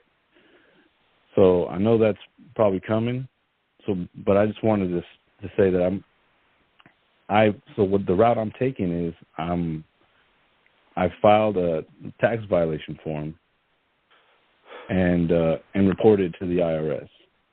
And so I said, well, look, the rules of this form say that a mortgage holder must file if they receive it. So I'm waiting to hear from them. Then I also contacted the CFPB. It's who oversees the credit bureaus, and I made them aware, and they've contacted them. So because they've been ignoring the fact that they even received it. So, but this is going to kind of put focus on it. They're going to have to respond. Yeah, they play that game. Yeah. As far as doing the conditional acceptance, the conditional acceptances work real well with the court systems, and that's what we were initially writing them for, was for the courts, child support, and and because what happens is that it biases them. They really can't do nothing to you further without, putting their neck in the noose. So, but to do it with that, you're never going to access your trust. You're never going to do it, as far as I know. That's not getting the funds. Like when you write these contracts with the Treasury, how you ask for the funds, that's important. We gave them a whole list of different things they can pay us with, including Treasury credits. That's what got shoved into we'll pay you in Treasury credits. Because that's in the contract. If I say in the conditional acceptance, you can pay me in gold and silver, Federal Reserve notes, a bank draft, and A, B, C kind of thing, or you can pay me in trust credits. If I don't see any other form of payment, then the only form of payment I could have got was trust credits. You see what I'm saying? When you give them that option, if you left trust credits out, and then you never received any of the other forms of payment, then you would know that they're totally in dishonor when it comes to the contract, because they haven't paid any of those forms of payment. But when you add that trust credits in there, you're saying, now if I don't get these payments, it had to be in trust credits. It's kind of like telling the judge, you're a trustee in my trust now. And that's what the gal said a couple of days ago when she was in the tribunal. She told everybody in there, y'all are, individually, she told them each that they were trustees. And then I asked her when she got done saying that, I said, did any of them say that they weren't? She said, no, they was quiet. I said, then okay, they're saying that they acquiesced and said that they are. It's the same kind of thing, same kind of language in the contract when you write it like that. You have 10 days to comply to the terms of the contract. Well, if they don't do it, then they agree that they owe you the money. They can't say they didn't. Well, I don't owe them the money. Well, what do you mean you didn't owe them? You didn't respond to their contract. It's the same kind of thing we're talking about there. Let them, when you do them like that. Does that answer your question? Yeah, I get that part. The only concern I have is you're not going to hear anything back from the treasurer, and you're just assuming that it's there. Well, no, it's not assuming. It's not assuming. I'm not assuming anything. I know for a fact it's there. Why do I know for a fact it's there? Because you didn't pay me any of the other forms. There's no assumption about it then. If we would have left tax credits off of there and then not got anything, then we could assume that they're not doing anything. They didn't do anything. But when you leave that avenue open, now you know that they have. So when I called the lady at the Treasury and I said, look, this is what's going down. You guys owe me money. Oh, well, let me look into it. Call me back. Yeah, guess what? Yeah, we do. There's no assuming in contracts. That's what the conditional acceptance is. It's a contract. If you don't hear anything back from them, then you come to know the fact that they've acquiesced to everything you said. So do the conditional acceptance. You might get some backlash, like the gal out in Oregon right now. But they're going to be doing it in an illegal manner, an unlawful manner, to be messing with me. Because now the only reason you're messing with me and stalking my house at 4 o'clock in the morning is because you owe me money. That's what this does. That's what the conditional acceptance does. It's not so much giving you access to get into your trust and get whatever you want to out of your trust. It's about having power over the people that thought they had power over you. The money. I don't have access to my trust, but it's there. I know that there's millions of dollars in it now. My access, the access that I won't get access to the trust, but my offspring will. My offspring will get access to my trust. If you do not do this, when you die, your offspring will not have access to your trust unless you die and they're minors at the time. Then they're going to have access to the trust. The children will. Their measly $222 a month payment they get. You kind of lost that. How is it that your kids inherit it? Because there's an ungodly amount of millions of dollars in my trust. Way more than $150 million they owe me. I don't have access to all of that. I have access to $150 million of it, or my offspring will. Because they've contracted with me. They've agreed that I have $150 million in trust credits in my trust. You have no idea how many trust credits are in your trust, do you? No. That's why you do this. That's why you do the conditional acceptance.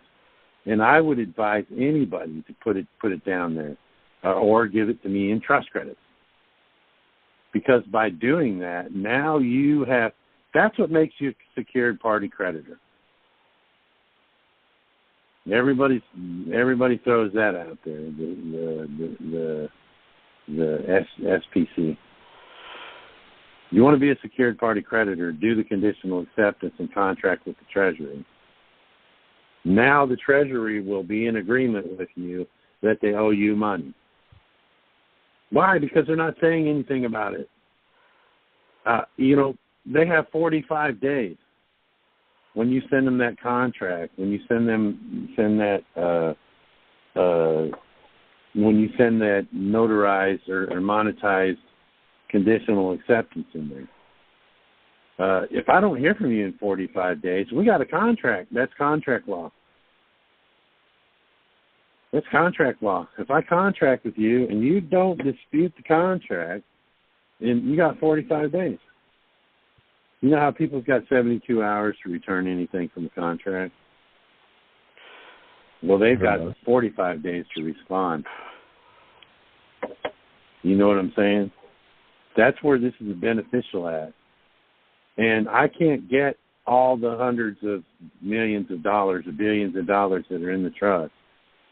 But when I die, my offspring will inherit what I know that I have in there. And I'll always have it in there. I'll always have that money in there. I won't access that money. When Social Security, or when they're dipping into my Social Security trust to pay me my monthly VA benefits and Social Security benefits, that's not coming from the $150 million. That's coming from all the other hundreds of millions of dollars that's in there. When I die, hopefully there will be a lot more in it than $150 million because of interest. So how does that get passed on? And in a roundabout way, I'll be dipping into the trust, but not really dipping into my trust. I'll be dipping into yours. When you come to me and you want a $2 million loan, yeah, I got you, bro. Sign this contract. I got you, bro. I'm gonna get 10% or 5% or whatever, you know. And I'm gonna get $100,000 just giving you $2 million. That's how I'm gonna get mine. And guess what? The rest of that money's gonna stay in my trust. My wife will get it, and then it'll be, if she outlives me, she'll get that money, and then she can split that up. She can keep half of it and split the other half amongst all my children and great-grandchildren, however she wants to do it. I don't care, because you can't take it with you. But I can leave it behind. Excuse my ignorance on this, but I'm not following how that's going to pass down to your wife and your kids, like when you pass. Is the Treasury just going to cut them a check? Because they agree they owe me. The Treasury agrees that they owe me that money. And they're saying, we're not going to give you this money, but we'll allow you to use it to back your bank up. In case you don't pay the $2 million back, or we don't discharge it, or we don't cancel the debt for the 1099-C, that $2 million that you owe is going to come from my trust to pay it back to yours. Does that make any sense? Yeah, I mean, it's there. I see what you're saying. Anyway, we got other people waiting, so we got to get going here. Well, I appreciate you guys. Thank you. All right, thank you. All right, this is going to be our final caller for the evening. 972, go ahead. 972. Hi, my name is Nancy. Yeah, my name is Nancy in Texas. Thank you for hosting these calls. Hi. Hi. Can you hear me? I can hear you. Go ahead. Yeah, can you hear me? Oh, okay. Yes. Yes. Okay. This is Nancy in Texas, and I have a question about this 8281 form that has just come to my attention for filing 1099As, and I'm a trustee. Can you elaborate on that form? Okay, they have to. I've said in the past that you don't need that. Many people have said, well, you got to do 8281. I've said in the past that you don't need that when you're filing as a trustee. And then I spoke to someone here recently, and I got to looking into where it was they're saying that's from. And as of 2018, 18 or 19, that has to accompany the OID. Okay. The 8281. The 8281 is an identifier. That's why it's there. It's the form that you need to send in to identify who's going to get the funds, which would be the trustee. Okay. Right. Right. That's why that okay. Form does that replace the Form 56? No. I don't know. Okay, so we need to be from because I don't ever say anything about the 50. I don't. A lot of people are like, well, when you go into the courtroom, before you do it, you got to put it in the record that you got to file a 56 on the judge and on the prosecutor, and the 56 is establishing the trustee. That's what that does. It establishes the trustee. But they already know that they're trustees. You want to know how I establish a trustee in a I'm not going to file a 56 into a case, because by doing that you're moving the court. And to move the court is giving it jurisdiction.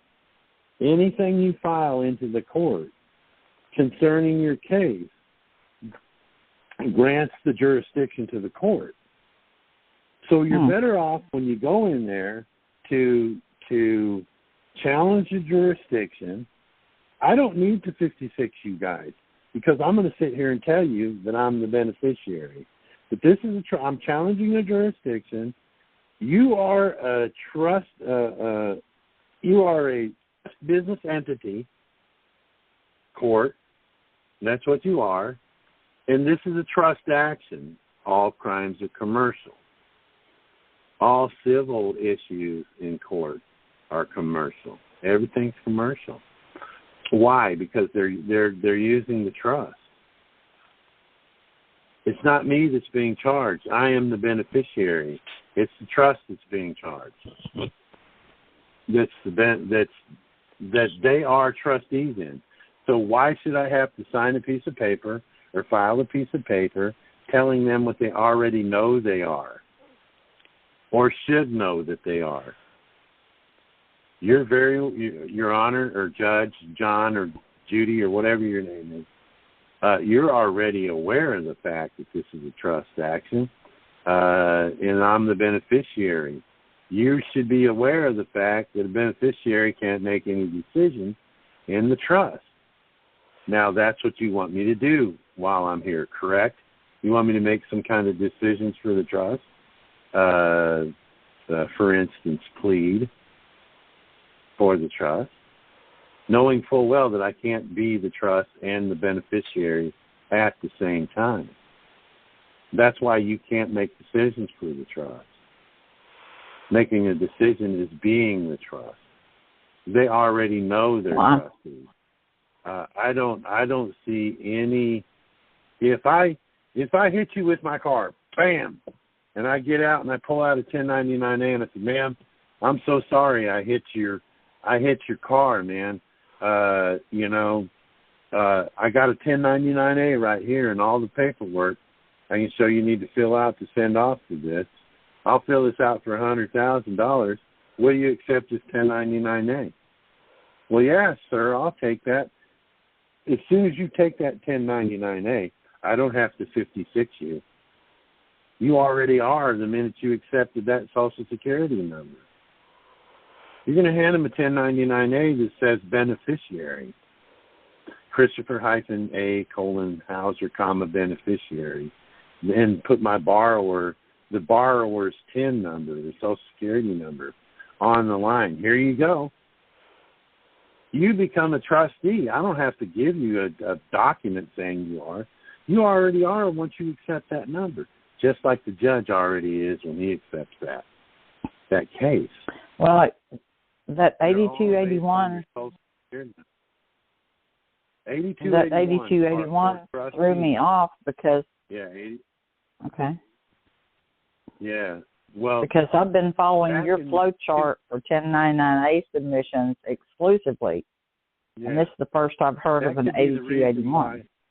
Yeah, that could be the reason why people like the Jareds are having a hard time, because they haven't established that they are the filers of the OID. That's my bad. That's something that changed while I was in prison. And I got to looking into it, and indeed, you have to file. So if you're going to be a trustee for someone, you're going to do all those extra papers and send them all in. You're going to do the OID and the 96, the 40V, and the 8288 and the 8888. You're going to file all that and send it in. That 8288 it's the identifier. It's how do I you as the trustee. Okay, well, I would have thought the 8888 and the 1040V did that.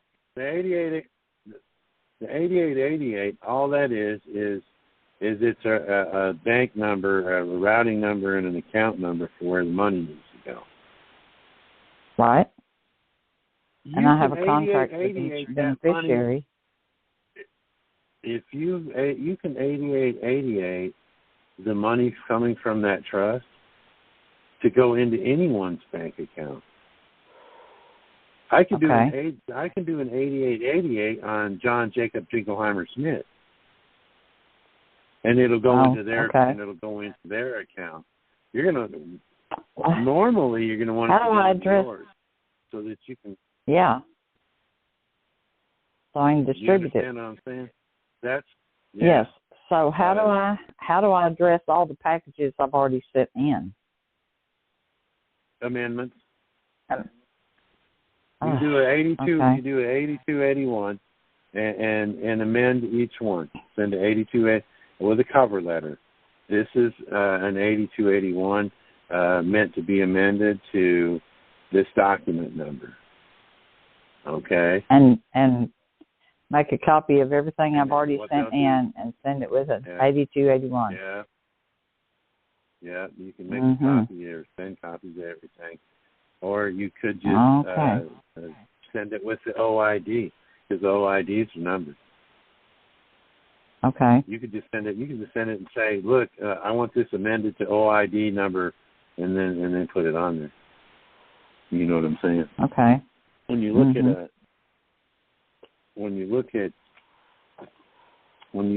the, let me see if I can pull one up right quick before we get off this.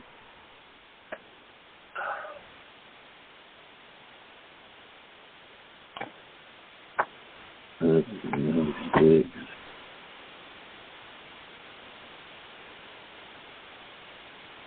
I'm trying to hunt me down one here right quick.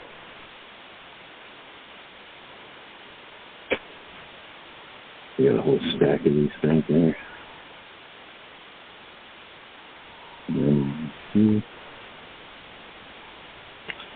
Maybe this is it right here.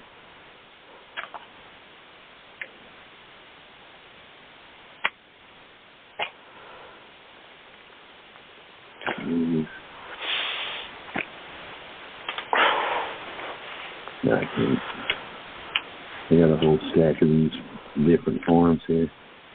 Yeah, the OIDs. Okay. Well, I got my work cut out for me then. Yeah, you'll be. I have one other question. It shouldn't be that hard to amend them. Okay. If that's even the thing, you know what I mean? if that's even the problem,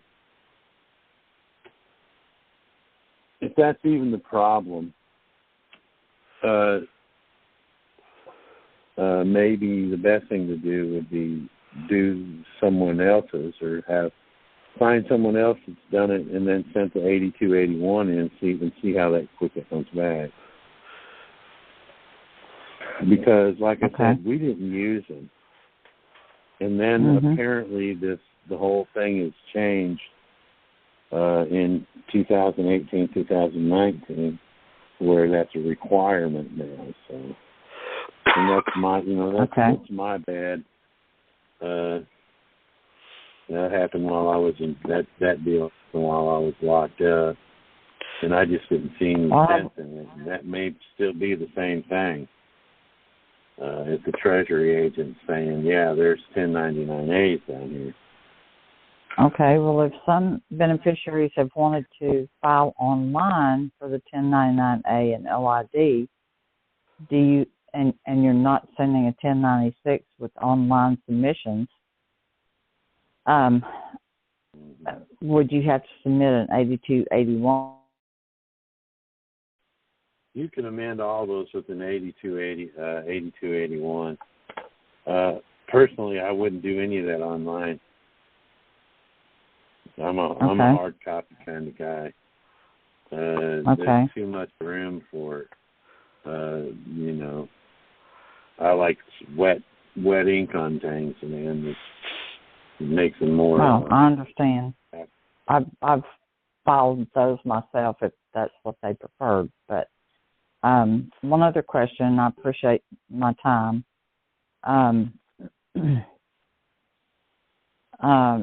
There's been some discussion about whether you have to have a trust entity set up to receive beneficiary funds as their trustee. And I initially set these documents up in the 1099A submissions through my LLC. Now, am I going to have to also change that? I wouldn't think. Am I going to have to? I know some folks are doing. It just seems to me it'd be easier just to send it to a beneficiary account, your beneficiary account, your bank account, and then disperse it out that way. But I've talked to folks that are setting them up to have them to go to their foreign trusts and their. Well, I have everything going to a special LLC. Non-interest bearing LLC account, and that's what a couple of other trustees have told me they have. I would think that would be good. I would. Okay. Instead of having it going directly to your own. The only reason I say put it in a beneficiary account is because it's hard for the Treasury to even dip into it. You know what I mean? A beneficiary account can only be closed by the beneficiary. A beneficiary account, it takes an awful lot just to freeze one. That takes an awful lot to freeze a beneficiary account. I just think they're more secure. But you can send them anywhere they go, because as soon as it hits your, say the checks start hitting your LLC, you're going to send them out rather quickly. Yes. And the account I have set up strictly for this gives me the option of having 20 separate beneficiary accounts to distribute those funds to until they are wired or ACH'd or whatever. I'm sorry? It'll be easier to keep the books on it, won't it? I said it'll be easier to keep the books on it, won't it? Yeah. And they have their own account number in that sub-account. So that's why I chose that particular bank. That's probably a good choice. Okay. Yeah. So does that answer your question? Okay. I think all my questions got answered. I appreciate the answers so much. Okay. Well, you're welcome. That's going to do it for tonight. I'm worn out. So everybody, please join us again next week, and be sure to go to youhavetheright.com and join the membership and help support us with this. We appreciate it. So for now, good night, and we'll see you next week. Hold on, Chris.